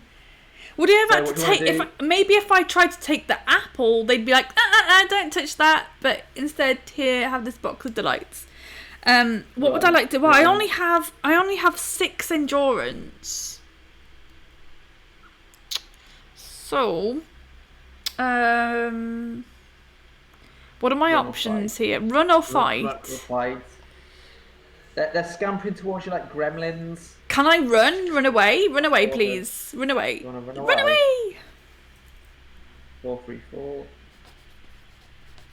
Surrounded by the impish workers in a bid to escape them, you scramble onto the juddering conveyor belt. Oh no! But as you start to ride the rattling track through the factory, an ugly green-skinned creature with large pointed ears, wild yellow eyes, too many teeth, and wearing a tiny Santa suit drops onto the conveyor in front of you from another that swings past overhead. Giggling hysterically, the gremlin goes for you. Oh my god, it is a gremlin. If you want to use the pen is mightier ability, you can, otherwise you gotta face it down. I 3-3-8. I guess I'll try and. Guess I'll try and take it on. 3-3-8 it is.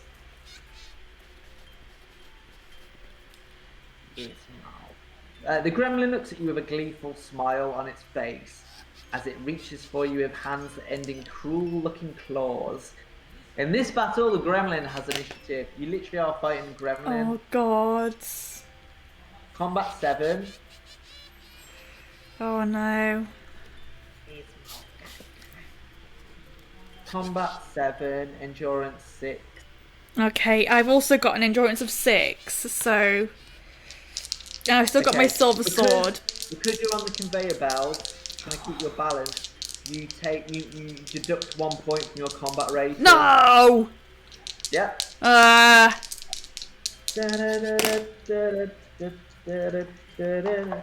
Okay, 7, 8, 9. 16. I actually got 17. Oh, actually, 16 plus they have initiative, so that is 17, so that's a draw. 7, 8, 9. Yeah, 17, so it's a draw, so we just hit each other for 1. 1 each. 1 each.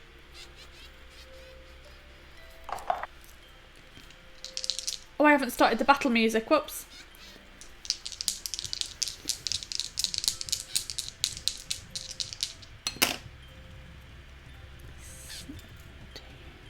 $16?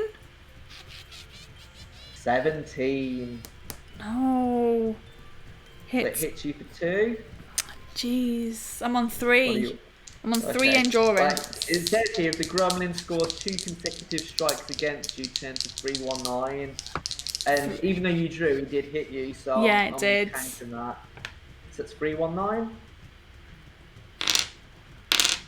319. Under the gremlin's relentless assault, you stumble backwards off the edge of the conveyor belt and hit the floor hard, landing on your back. Oh no, you lose 3 endurance points. No, I'm dead. Did you just break your back and fall off? Your Christmas chronicle has come to an end. I imagine all the other gremlins jump down and just feast on you now. Pick your bones. Sorry. You ruined. You failed to beat Krampus and ruined Christmas for everyone in the world. That one is you, Vicky. Well, I still have 1 more life. Where would you like to pick up from? Kay says, I don't remember much about the Box of Delights, but I know I loved the Midnight Folk as a tiny wee child. I wonder whether I can find it for a Christmas read. Where do I want to start from? Just outside here. I think... Man, I kind of want to go back to where the kitchen is, which I think is 362? I think it's 362. Let's go back to coming into the kitchen. Maybe. I don't know. So you want to start in the kitchen? Start in the kitchen, I think. I don't Well, know. No, because this won't help me.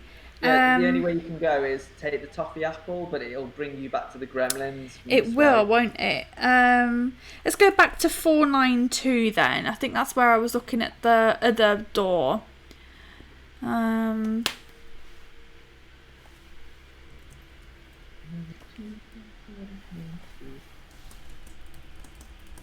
Okay, so yeah, so this is the left or the right. So you could go to that door that looked like a Krampus door, or you go to the kitchen, and you'd have your health's back to what it was before. Yeah. You've just eaten your Let's dinner. explore that door some more then. So 492. Let's explore that door a bit So more. that would be the silent door. Yeah. That's the left 461. The left 461. This book's really good. I'm really liking It this. is brilliant, isn't it? The corridor ends at a large wooden door. It has the image of a man-goat. And then it says, "You better be good for goodness sake." Listening at the door, you don't hear anything. Oh, no, you hear what sounds like the muttering of low voices coming from behind it. You want to open the door then? Yes. Yes, I guess so. Opening the door, it is not locked. You enter what is patently a prison cell. Oh. Only a few paces from the entrance, the chamber is bisected by a wall of bars, and in the middle of which is a caged door, packed in behind the bars, dozens and dozens of forlorn-looking figures. While they are all clearly adults, they are all shorter than you. The elves! It's the elves! Clothes and noticeably pointed ears.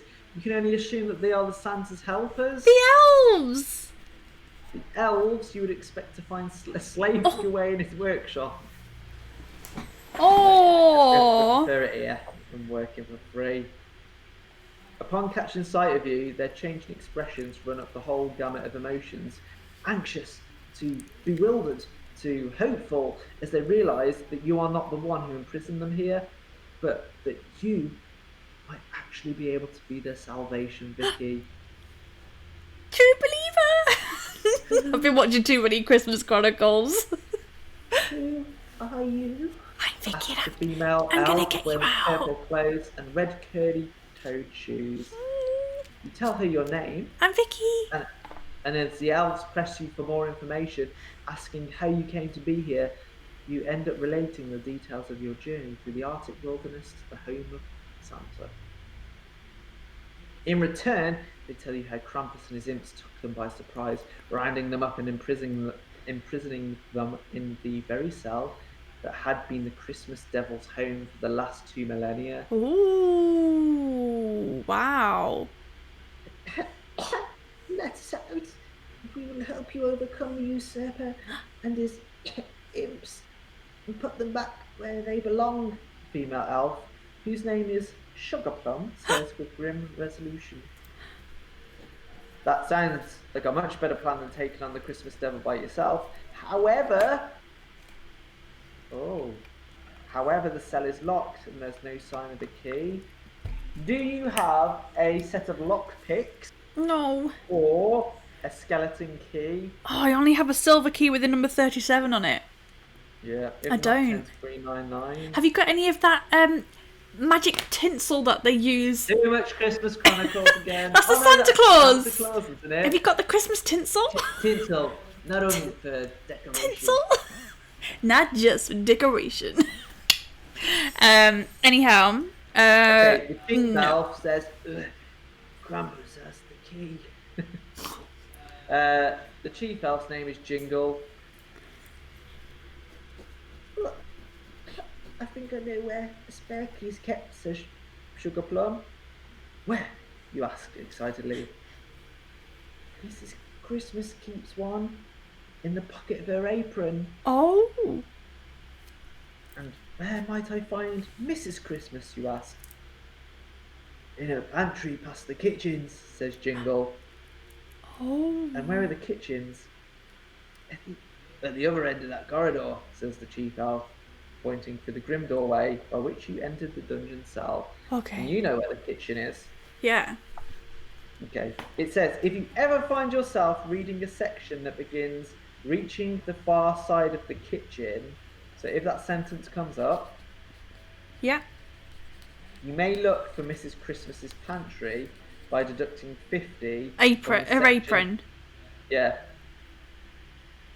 Yeah. by deducting 50 from the section number and turning to that page instead. So if you ever see that sentence, tell me, and we deduct 50 from the page and find the new page. Oh my goodness. Yes, I'm excited. Let's do it.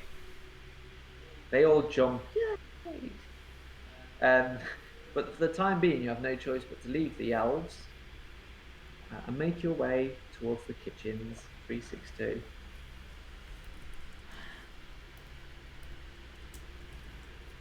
362. Okay. Okay, I'm gonna skip all this. Oh no, actually, we need that sentence, don't we? Yeah. Okay, I better read it then. Making your way along the lantern-lit corridor, you eventually come to a set of double doors, which swing open at the touch.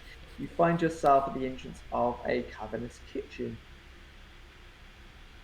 Everywhere you look, strange, overweight goblin-like creatures wearing food-stained aprons and tall chef's hats are preparing platters of the most marvellous confections. You can see trays of marzipan fruits, candy canes, meringues, candied fruits, and toffee apples, as well as the most magnificent jellies, bowls of boiled sweets, mountains of mincy pies, donuts, cakes, cream, and cream horns. Mincy Sight- pies. Mincy pies. The sight of the sublime sweetmeats and delectably syrupy scent that fills the air has your mouth watering. Oh god, man. Oh, you're the A best. great oven bathes the kitchen in its infernal glow, whilst making it almost unbearably hot for someone wearing a dressing gown. On the far side of the kitchen stands a set of double doors, which you hope will lead you to Father Christmas's workshop. The kitchen is so chaotically busy that you're confident you can just sneak through it, ducking under tables or behind pillars as required, and escape without being spotted by the curious confectioners. As you set off, dropping to your hands and knees to crawl under a table, when a goblin chef walks past carrying a tray of iced buns. It'd be easy for you to snaffle a prize from one of the trays of tempting treats as you make your way through the kitchen. Do you want to try and snaffle a sweet treat, or make your way across the kitchen without giving temptation? No temptations for me, thanks. You're on a mission. I'm on a mish. Looking for a key.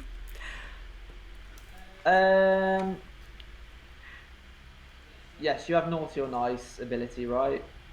Yes, I still have those. Yeah. 6 times 300.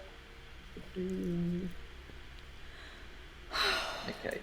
Reaching the far side of the kitchen, what's the sentence? Reaching the far side of the pantry. It's the same thing, isn't it? It's got to be right. Yeah. Maybe I read it wrong. Reaching the far side of the kitchen.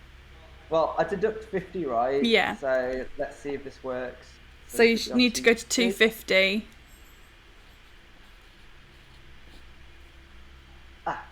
There we go. Perfect. Perfect. You are about to leave when you are reminded of what Jingle the Elf told you about Mrs. Christmas's pantry being off the kitchens. You don't free the if you don't free the elves, who else will?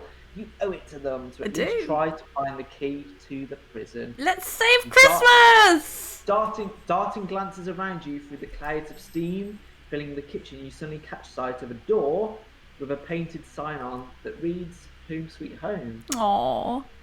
You are sure this is what you're looking for, so keeping close to the wall, you dart across to the door, open it, and sneak through, closing it quietly behind you. You hear a muffled grunt from behind you, spin around, and are met by a shocking sight. No! Bound to her rocking chair by heavy ropes is a plump lady of indeterminate age, with a pair of round spectacles perched on the end of her nose, and with a mob cap covering her grey curls. Her clothes are a velvet red, trimmed with white fur, and she is also wearing an apron But the sight of the one you are sure has imprisoned her here is even more shocking. It's Mrs. Claus. Don't believe it. It is quite clearly a humanoid figure, 6 feet tall, and made entirely of. I don't know. Any guesses? I don't know. Teeth. I thought you said Sweets. teeth. Sweets. Made entirely of sweets. Sweets. Bertie Bassett. What is it? Bertie Bassett. I think it is Bertie Bassett. Yeah, everything from licorice and coconut ice to candy floss and fluffy marshmallows. My goodness. Does he look like Bertie Bassett? Are we spot on, Ace Game Books? I can't remember how Bertie Bassett sounded now. A tooth golem, that sounds cool. But I imagine he sounds like this. How sweet! The creature cries in a shrill voice. How sweet! Another plaything for the Candyman. The Candyman? Yeah, he's coming for you. Pulling a red-hot poker from the grate, the little fire that warms Mrs. Christmas's pantry, the sugary psychopath advances saying, "What game shall we play today? Squeal, piggy, squeal." You are going to have to act fast if you want to save Mrs. Christmas and save yourself from the ministrations of the creepy Candyman. So Ace Game Books says the Candyman looks like Papa Lazaro. Hello, Dave! Oh, okay, Hello, Dave, you're my wife now! Hello, Dave! Oh, man. The Candyman... Do you want to use your naughty or nice special ability? Hello, Dave. Hello, Dave. And he says to Mrs. Claus, "You're my wife now, Dave." If you want to use your naughty or nice special ability, you can. Oh, man. If you have one available, otherwise you're going to fight the Candyman. The Candyman can. I've got 3 uses of naughty or nice left. Let's use naughty or nice. Although it hasn't served me well previously. Yeah, well, you get, naughty or nice. Yep. It's in the name. As long as he doesn't split into 2, we're good. I'm using naughty or nice. A shrill whistle cuts through the air, and you realise the kettle Mrs. Christmas has hung over a little fire is boiling, and that gives you an idea. Ducking past the Candyman, you pull the kettle from its hook and hurl it at the artificially flavoured freak. The Candyman is immediately drenched in boiling water and starts to dissolve. He's melting! He's melting! But its shrill screams are soon silenced as the hard-boiled horror is reduced to a viscous puddle of sticky syrup. The hard-boiled horror. That Amazing. could be a whole sequel book. Is reduced to a viscous puddle of sticky syrup that oozes across the floor in defeat. I imagine it's like, the gremlin goo, and it's got the little bubbles that kind of hang up and then pop. Nice. Cross off one use of that ability, Vicky. Have done.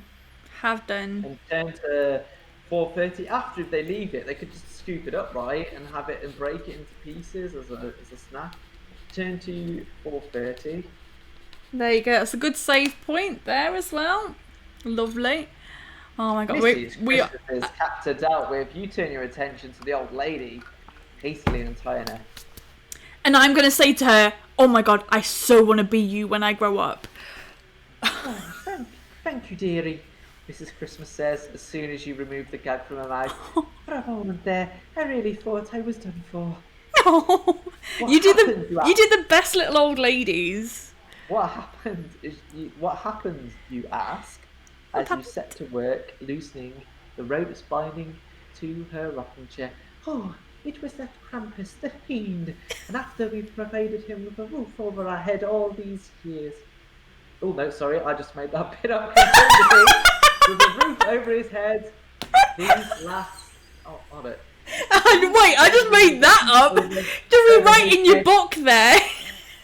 Over these last, I don't know how many centuries, basically the same thing. But His discontentment must have been brewing a long time. When the attack came, it all happened so quickly. I didn't know what was going on. He waited until my husband had gone out on his rounds. Of course, I only played Jingle Sugar Plum, and the others are all right. And I hate to think how his goblins might have adulterated my recipes. I know, I know where Santa's little helpers are, you tell a concerned old lady. Krampus has them locked up in his old cell. I came here to find the means to let them out. Then you'll be needing this, says Mrs. Christmas, pulling a large iron key from the pocket in her apron. Oh. With the cell key in your possession, you make for the door out of the pantry. Mind how you go, dearie, Mrs. Christmas calls after you as you leave. Oh, bless her. I would love to be Mrs. Claus. Keeping to the shadows at the edge of the kitchen, you go back out where you first came, making your way back down the corridor, return to the chamber in which the elves have been imprisoned. Jingle, Sugarplum, and the others are delighted, if amazed to see you. The look of their beaming faces as you fit the heavy iron key into the lock of the cage door, speaking volumes. And then you hear a click and the cage opens. Page Yay! 23. This has got to be save point, right? Page 23. Yep.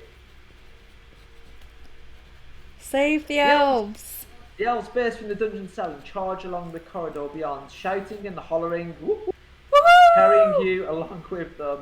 From there, they rampage through Mrs. Christmas's kitchens and do not stop until they enter Santa's workshop, a place that overwhelms you with its sheer scale and deafening noise. The heart of Father Christmas's toy factory is one enormous production line. Miles and miles of clanking wooden conveyor belts crisscross the cyclopean space. Cyclopean? Sure. The giant space, there we go, which is also decorated with a veritable forest of Christmas trees, which in turn are adorned with miles of tinsel and a Profuse?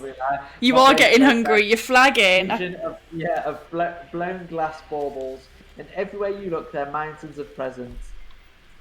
At first, you take the factory workforce to be elves as well, until you focus on their hideous features and layering demonic sneers. Imps. Those aren't Santa's little helpers. They more look like Satan's little helpers.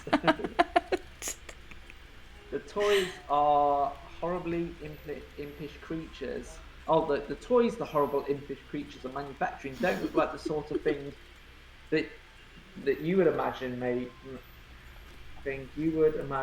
children have written down on their Christmas lists this year. There are grim-faced dolls wielding bloody axes, headless teddy bears and clockwork creatures with snapping trap jaws.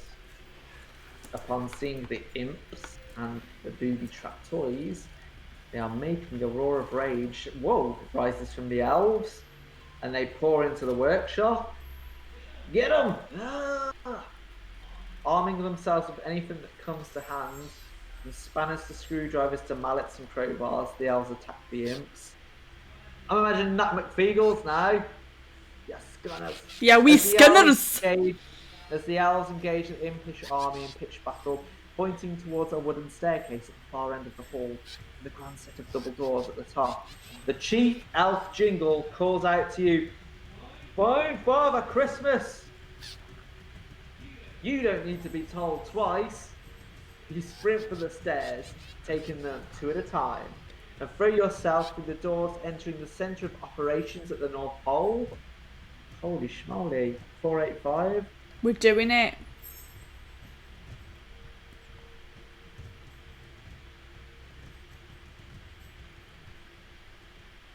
You're standing in what can only be described as a large office. The room is dominated by a huge stone fireplace, and there's a roaring fire burning within it even now. On one wall is a vast notice board, onto which have been pinned work schedules and a calendar-based planner on which the 24th of December has been ringed in big red pen. On the opposite wall is a huge map of the world. Despite being larger than many other people's homes, the office is crammed with filing cabinets, desks, and in one corner of the room is a veritable mountain of mailbags. Piles of open letters cover the workstations. Passing one of them, you see that it's covered with curled squares of yellowed parchment with things written on them like Jingle, don't forget to feed the reindeer, and remind me to get something nice for Mrs. Christmas. The largest desk, a monster of a thing that looks like it must have been put together from an entire oak tree, stands in front of a fire and clearly belongs to the boss. There are stacks of open envelopes on his desk too, as well as a large leather-bound book. However, the office is entirely devoid of any human life or any other form of life for that matter. As well as the double doors leading to the factory floor, there's another smaller way in and out facing the fireplace. You can't help feel that time's running out. So do you want to leave the office through the smaller door without further delay? Sorry. Or I'm trying to find a you fireplace. turn his office down? I'm trying to find a fireplace. Or do you want to examine the things on Father Christmas's desk first? Oh, there we go. That's a fireplace. Examine his desk, please. 462. Who can pass up the chance to examine Father Christmas's desk? I certainly can't. There you go. We've got a crackling fireplace going now. Next on the red leather cover of the huge tome in gold leaf are 3 words: naughty or nice. The letters are clearly those that children from all over the world have sent to Father Christmas. Do you want to have a little nosy and take a closer look at the book or the letters? Oh, you can look at the book or the letters. Which do you want to choose? Ooh, gosh. The letters? Letters. Sure. People's most private thoughts to Santa Claus, and you're just going to have a little Snoopy. Sorry, I used to be an elf. Did you? 445. 445. Okay, we are going to need to finish soon, I think. So I hope there's a death coming up soon. That doesn't seem very nice. That doesn't seem very nice to snoop through letters. You don't think? I'm just curious to see what people have asked for. Some demonstrate neat, careful penmanship written in blue ink on headed notepaper, while others are barely more than notes scribbled in coloured crayon on any old scrap of paper that came to hand at the time. It all counts, but though. What the letters all have in common is hope, Vicky. Oh. The hope that Father Christmas will bring their authors the presents they really want this year. And that fills you both with feeling that there is a positive outcome to tonight's proceedings and renewed determination to save Santa. You now have 1 extra use of the pen is mightier. Cool. But yeah, I'm thinking we are going to need to finish fairly soon because we do need to eat. But I'm really, really enjoying this. As you read the children's letters, you become aware of a fluttering sound coming from the stone-built fireplace. No. It sounds like something has gotten stuck up the chimney. Do you want to go and take a look? Look at the book or leave the office? Gosh. I don't really like the idea of looking up the chimney. Something's gotten stuck, but the fire, it's been an epic adventure, it really has. So we'll probably go for a little bit longer, just until, well, hopefully we'll be able to get a good outcome. Yeah, like 10, 15 more minutes. I think so. Let's see what happens. So what are the options? So I can look for Go some... to the fireplace and take a look what the noise is. You can look at the book, or you can leave the office to look for Santa. I'm curious. Let's go and have a look up the chimney, but I don't think it's going to be anything nice.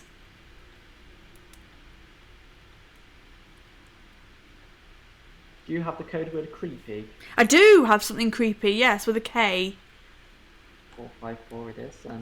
Oh, Ace Game Books, I really hope that you've enjoyed it as well. Hope we've done it justice. A cyclopean was a word of beloved H.P. Lovecraft, which probably tells you all you need to know. We are fans of H.P. Lovecraft as well, Yeah, so my brain is shutting down and my tongue is. I'm But yeah, sorry. We need food, don't we? We need food. 4 hours of reading, is that right? 3.5 hours. Okay. Yeah. With a furious flapping of wings, something suddenly flies out of the chimney and Oh, into the office, crap. showering the workstations with soot. It's only a robin, though. Oh, phew. But then the bird speaks. Holy crap. Oi, quick, quick. It chirps. Quick, Come home. quick. Oh, my Christmas needs you. Um, Urged on by the redbreast's urgent tweeting, you leave the office to continue your search. amazing. 66. 36. Sorry. Did you say 36? 66, I believe. 66. 66. Leaving the supervisor's office, you enter what you realise is an entrance hall.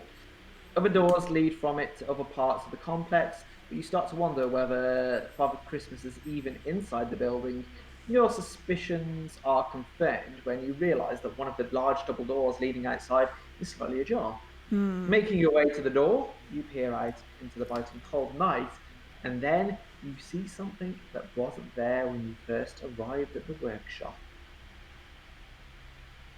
Some 200 yards away, you see flames flickering at the top of a snow-covered hill, and strange, capering figures, while overhead, ragged black shapes circle the sky beneath the rippling green coruscation of the northern lights.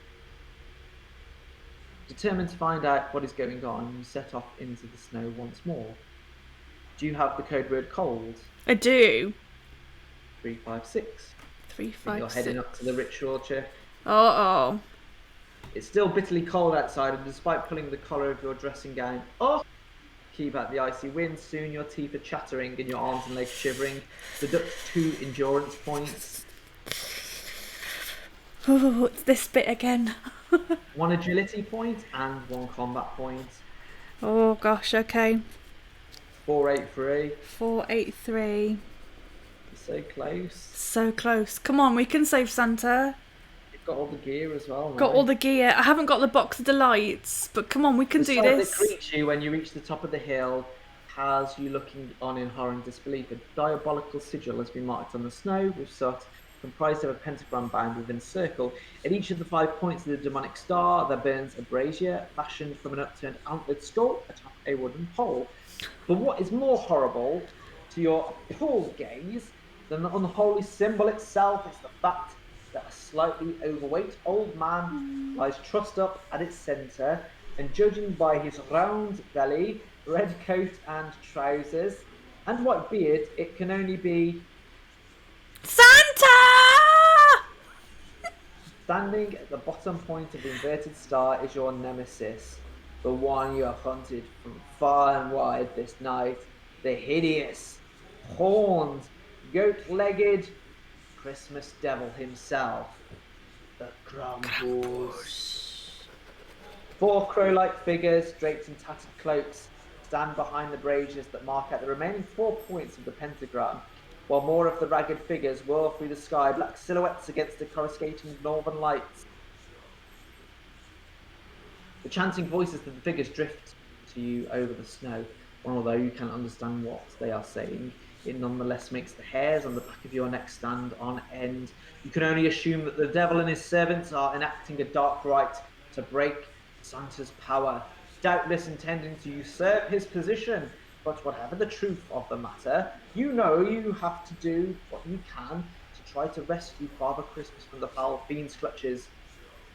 You are in... Oh no. Are you in possession of the box of delights? No. No. 439 it is for you.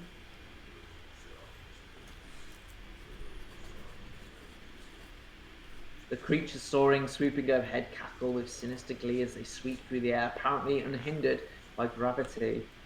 Do you have the code word cruel? Yes. 335. Ugh.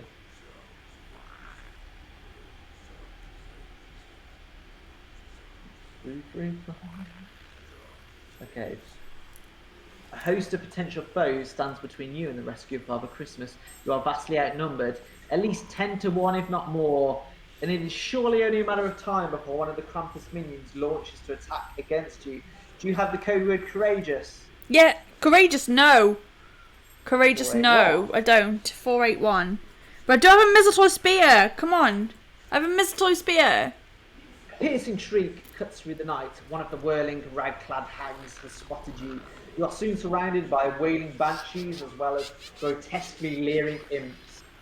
The creatures of the Devil's Coven grasp at you with their hideous claw hands and drag you before the Lord of Misrule himself, gibbering and jabbering excitedly as they do so. Krampus rises to his full impressive height before you and in a braying voice demands, "Tell me why you are here, you timorous mouse. You have been following me ever since I left the house." Welcome in, Tony. Tony is actually the illustrator of the book. So Cool. Thank you so much for coming in. We are 3.5 hours in. Your heart racing, you stand tall and meet the monster's sinister gaze. "I'm here to save Father Christmas," I you am. tell him. "But why would you do that? What is he to you? An aged housebreaker whose time is overdue." Because he brings joy to millions of children all over the world. Because he reminds adults that it's better to give than to receive. And Indeed. because, most importantly of all, in this instance, it is not a case of better the devil you know. Better the devil you know? You don't know me, but you will soon enough. Just wait and see. I've been around since mankind lived in caves, when beasts ruled the night and made fear from them slaves. Before they were saints, I was their master, causing their drums and their hearts to beat faster. I was the monster out there in the wood. Krampus will get you if you've not been good. That was a threat desperate mothers would make, and you'd better be good for goodness sake. But then came the light, and then came Christmas, and I was banished, cast into darkness. Children slept soundly, or snug in their beds. Sweet dreams, not nightmares, now filling their heads. And they've become spoilt and selfish, ungrateful. Their manners are falling, their attitude hateful. But I am the one who will punish the haughty, and I will decide who is nice and who naughty. When I'm in charge upon each Christmas Eve, sinners will tremble, for they will believe. Children will wish for the old days, and hark, people will know why they once feared the dark. Christmas is dead, and I have made it my pact, for now on Christmas Eve will be called Krampusnacht. Krampusnacht! Do you have one use of naughty or nice left? I do. 94, 57. 457. Thank you for the host as well, Mr. Rocky King. Thank you very much. Krampus leans closer, his long, pockmarked tongue writhing from his fanged mouth, as if with a life of its own, and you almost retch as the devil's rancid breath comes at you in rancid gust.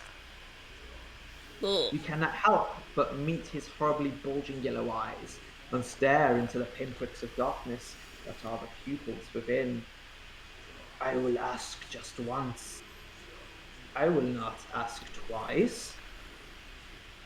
Have you, my child, been naughty or nice?" I've been nice. As you're struggling to resist the devil's hypnotic power, a rich, warm voice reaches your ears. "Do not fear, child," it says, "for I know where your name would appear in my great book. For you have a good heart and honourable intentions." Father Christmas's encouragement is just what you need to break free of the hold Krampus has over you. Cross off one use of naughty and nice, and then turn to 284.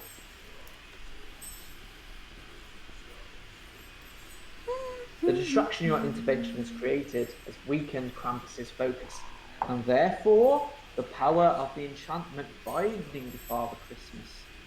With the spell waning, the big man has managed to free one of his hands. Putting his fingers between his lips, Father Christmas gives a shrill whistle, and you manage to tear your eyes from the devil's jaundiced gaze in time to see half a dozen reindeer galloping through the sky towards you. Catching the tattered raghags on the prongs of their antlers, they engage Krampus's minions, giving you the chance you need to bring his dark ritual to an abrupt conclusion. Record the code word Kringle on your adventure sheet, and we go to 383. Kringle with a K. Kringle with a K. With the diabolical host distracted, it's time to end this. To put it simply, stop the devil and save Christmas, Vicky. But how do you intend to do that? Do you have a mistletoe spear? I do. Is there a number associated with that artifact? 12. 12. Return to page 12. Whoops. Pencil snapped. Page 12. Let's go. Taking a firm hold of the whitewood spear, you take aim and hurl it through the cold night air, straight at the goat-legged freak. Combat test from you, please. Combat test. Flies through the air. Ooh, only just. So I rolled a 6. My combat is 7. Brilliant. You succeed. 94. 94. Oh my god, I'm so excited right now. The spear flies straight and true and finds the target hitting the shaggy head, half goat, half man demon in the chest. Krampus gives a bleating cry. Wait a second. And topples backwards onto the snowy ground. Father Christmas still lies at the centre of the pentagram, and surely the longer he remains like that, the more his power will weaken. As if he has read your mind, you hear Father Christmas call out in a booming voice, "Don't worry about me! See to the fiend first!" Do you want to ignore the big man's wishes and help Father Crimbo, or do you want to do as he says and check that the Krampus is really dead? Check that Krampus is definitely dead. No horror movie return here. Heeding the old man's advice, you hurry over to the spot where the Christmas devil now lies sprawled in the snow. You are right to check on him. The mistletoe spear has become lodged in his shoulder, not his heart. He has the look of the devil on his side. Record the code word critical with a K on your adventure sheet. As you approach Krampus, he leaps to his feet, ready to finish you in single combat. Do you have the Ledger of Souls with you? No, I don't. 74 it is. I guess that would have been the one, instead of reading the letters, I would have read the book, perhaps. Gotta be right, maybe, yeah. Damn Which it. weapon do you want to finish the Christmas devil with? The mistletoe Silver spear. No, you can't. No, Oh, you've damn got it. the blacksmith's axe, silver sword, or the ice sword, frostbite.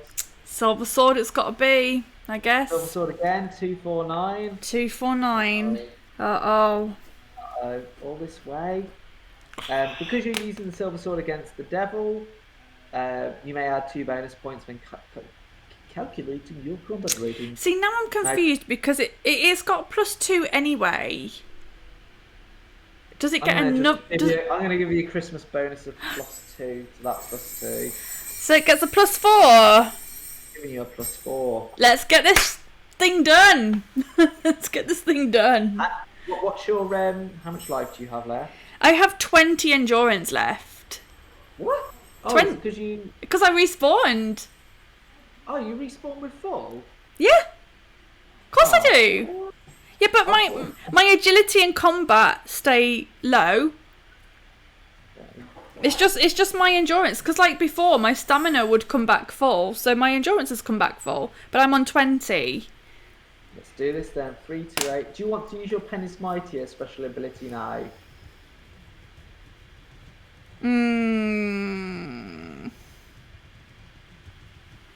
Do I want to use my pen as mightier, guys? Do I? Do I want to use the pen as mightier? At this point? Fighting the Krampus? I don't know. I'm going to say no. Okay, do you have the word critical written down? I do. Okay, 386. Okay, whatever happens now, we're probably going to have to finish it. His health is reduced now, I think. Yes. If you've been naughty, or if you've been nice, with bitch and with trap, I will strike you twice. And with that, the Christmas Devil attacks. Krampus has initiative, but Come on. I can feel the victory. Come on. Combat is 8. Okay. Endurance 10. 10. Okay, so I have 20. I've got double the endurance.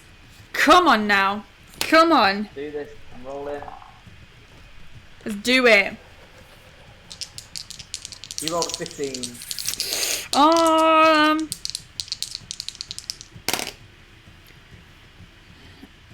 8, 9, 10, 11, 16. I've got an 18. What did you roll, sorry? 15. Okay, so 18, so I hit him. He's down to 8. He's down to 8. Rolls as he goes in for another attack. Oh, you get the +1 as well. 12, 16, 19 for me. 10 from the Krampus. Oh, yes. We're going to kill the Krampus, guys. So We're going to save Christmas. You rolled a 15. 7, 8, 9, 10, 11, 12, 13, 14, 15, 18. An 18 from me, so I hit him. You hit him again. He's on 4 health. It says here, if you manage to win 3 combat rounds or reduce Krampus's score to 6 or lower, turn to 403. 403! I'm so excited. Come on. In his fury, Krampus stamps his single cloven hoof down hard. In response, the ground suddenly and dramatically splits apart, and an ever-widening fissure zigzags towards you. Yikes. And you are stuck. You are struck by a gust of hot air rising from the infernal pit. Beneath, the snow turns to steam around you. I need you to do an agility test for me. Agility? Oh, my agility is only 8. I rolled an 8, so it's equal to... It's equal, that's a pass. 114.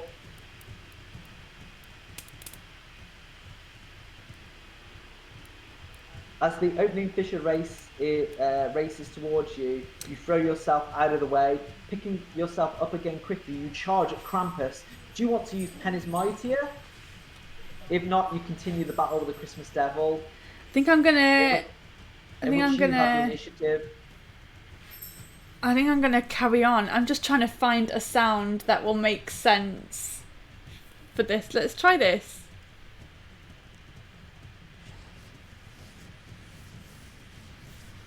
That sounds okay to me. Yeah, so you're not going to use Penny's Mightier, you're just going to go and attack?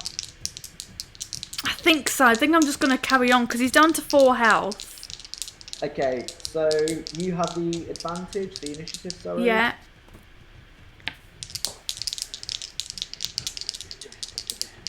Oh, 12, 16, 20.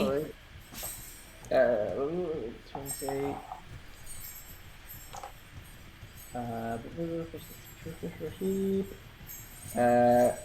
19. I got 20. So I hit him. Down to 2. He's down to 2.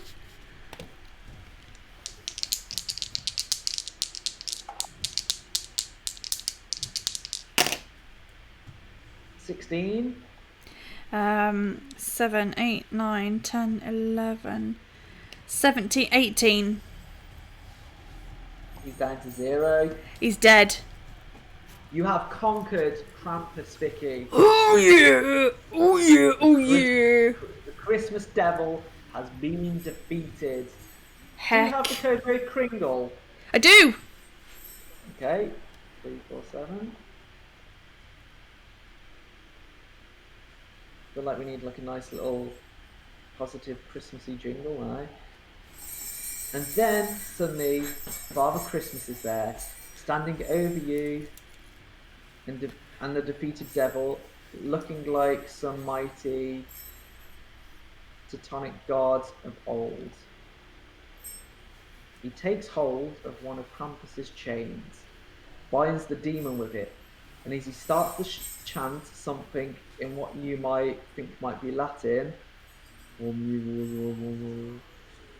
and as he does so, the top of the hill splits open, and you are hit by a gust of scalding air that rises from the hellish depths. You watch in awe as the saint picks up the demon, raising him above his head before casting his vanquished foe into the pit with a shout of, "Begone, Satan!" Turn to 500. Oh no, that's not what I wanted. You're feeling bad for Krampus now. Aww. There we go. I'm just playing with the sound effects now. Oh, no. Yay! Don't feel bad. The roller coaster ride. The anti-Santa defeated, his coven banished, and Father Christmas safe once more. The saint thanks you for coming to his rescue.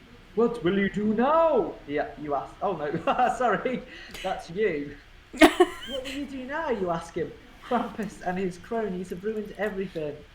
It's nothing that can't be repaired or rebuilt, Father Christmas assures you, his ancient eyes twinkling. Aww. But what about Christmas? What about it? He asks. Well, there isn't enough time left for you to finish delivering your presents.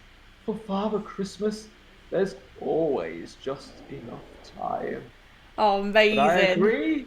We must hurry. We? You gasp, flabbergasted. You weren't planning on walking home, were you? Chuckles the big man.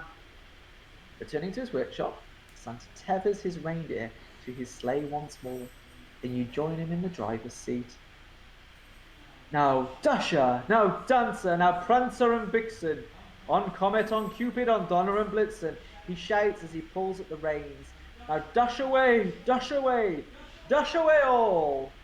More rapid than eagles, his corsairs take to the air, pulling the sleigh after them, leaving the Arctic wilderness far behind in the blink of an eye. As you soar through the sky faster than a rocket, you peer over the side and through the gaps in the clouds hurtling past below you. You catch glimpses of seas, fields, forests and towns until suddenly you are descending again. And, at their master's command, the reindeer alight outside your house. In a daze, your mind awhirl, you climb down onto the snowy ground in front of your own front door. Father Christmas gives you a smile and a wink. I'll be seeing you again, my friend, he says, laying a finger aside his nose. He gives a shrill whistle. The reindeer take off in a flurry of snow, and away they fly once more, as if they were all as weightless as thistledown. You watch them go as from far inside the house, you hear the grandfather clock in the hall chime 1. Ding!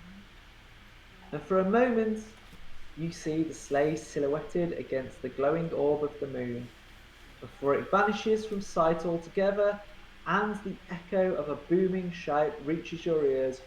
Oh, happy Christmas to all, and to all a good night. Oh, The end. the end. Well done, Vic. You did it. Yay! You got home in time for your own presents. Well done. I can't believe it. An adventure book that we actually succeeded at, or you succeeded at. Oh my goodness, we saved Christmas, guys! We did it! We saved Christmas! And just in time for dinner. It's 6 p.m. That's a great finishing time. 4 hours of adventuring we've done. Yeah, thank you, everyone. Thanks, everyone, for tuning in. Thanks to... That's really good. Hope you all that was absolutely brilliant. And that I thought that was going to be just really scary, but that's actually made me feel really festive now. So I'm really pleased. Merry Christmas, everybody. So thank you to Ace Game Books for tuning in, for Tony for being here as well. Thank you so much. So obviously this was Twas, the Krampus Night Before Christmas by Jonathan Green. Absolutely brilliant book. Sounds by Sirenscape as well. This has just been brilliant. So thank you to Lee for giving up the time to narrate today, and I've actually really enjoyed being the adventurer. So yeah, thanks for watching. So this will go on to YouTube, so if you missed any of it, this will go on to YouTube either later today or tomorrow if you want to catch it, if you want to watch it again. Plug the RPG. Yeah, anyone, if you've got the link, feel free. Ace Game Books, if you're still around, please feel free to plug the RPG in here as well. That's absolutely fine. I'll give you some time to do that if you're still here. I did post the link before. If anyone has it, feel free to post it. I'm just trying to see if I can find it again. It's quite far up. I'm going to leave it at that. Ace Game Books, if you're still here, if you want to post it. Tony, if you want to post it, if you've got the link at all, feel free to give it a plug. But yeah, we've really enjoyed that. Really enjoyed that. And we're actually, we love the Krampus. We're actually going to snuggle up and watch the Krampus later, the movie. It's become one of our Christmas classics. It was on drive-through, I think. Sorry, I missed the end. No worries, but if you want to, we're going to give you some time to plug the RPG now if you want to drop a link in there. We saved Christmas. We defeated the Krampus. It was an absolutely brilliant ending, and this will go on to YouTube either later tonight or tomorrow. But we need to go and eat now, so thank you for being here. There's the link if you want to buy the RPG. I'll click on that as well. Thank you everyone for being here. It's been absolutely brilliant. So from myself and Lee, we wish you a very Merry Christmas and a Happy New Year, guys. Everyone. Merry Christmas, everybody. Please check out the game book as well. It's absolutely brilliant. And you've got some additions to it as well, I believe, which is fantastic. Of course, thank you so much. Merry Christmas, everyone. Thank you so much for being here, guys. It's been an absolute pleasure. But just enjoy this before we go. So from myself and Lee, Merry Christmas and a Happy New Year. Bye, guys.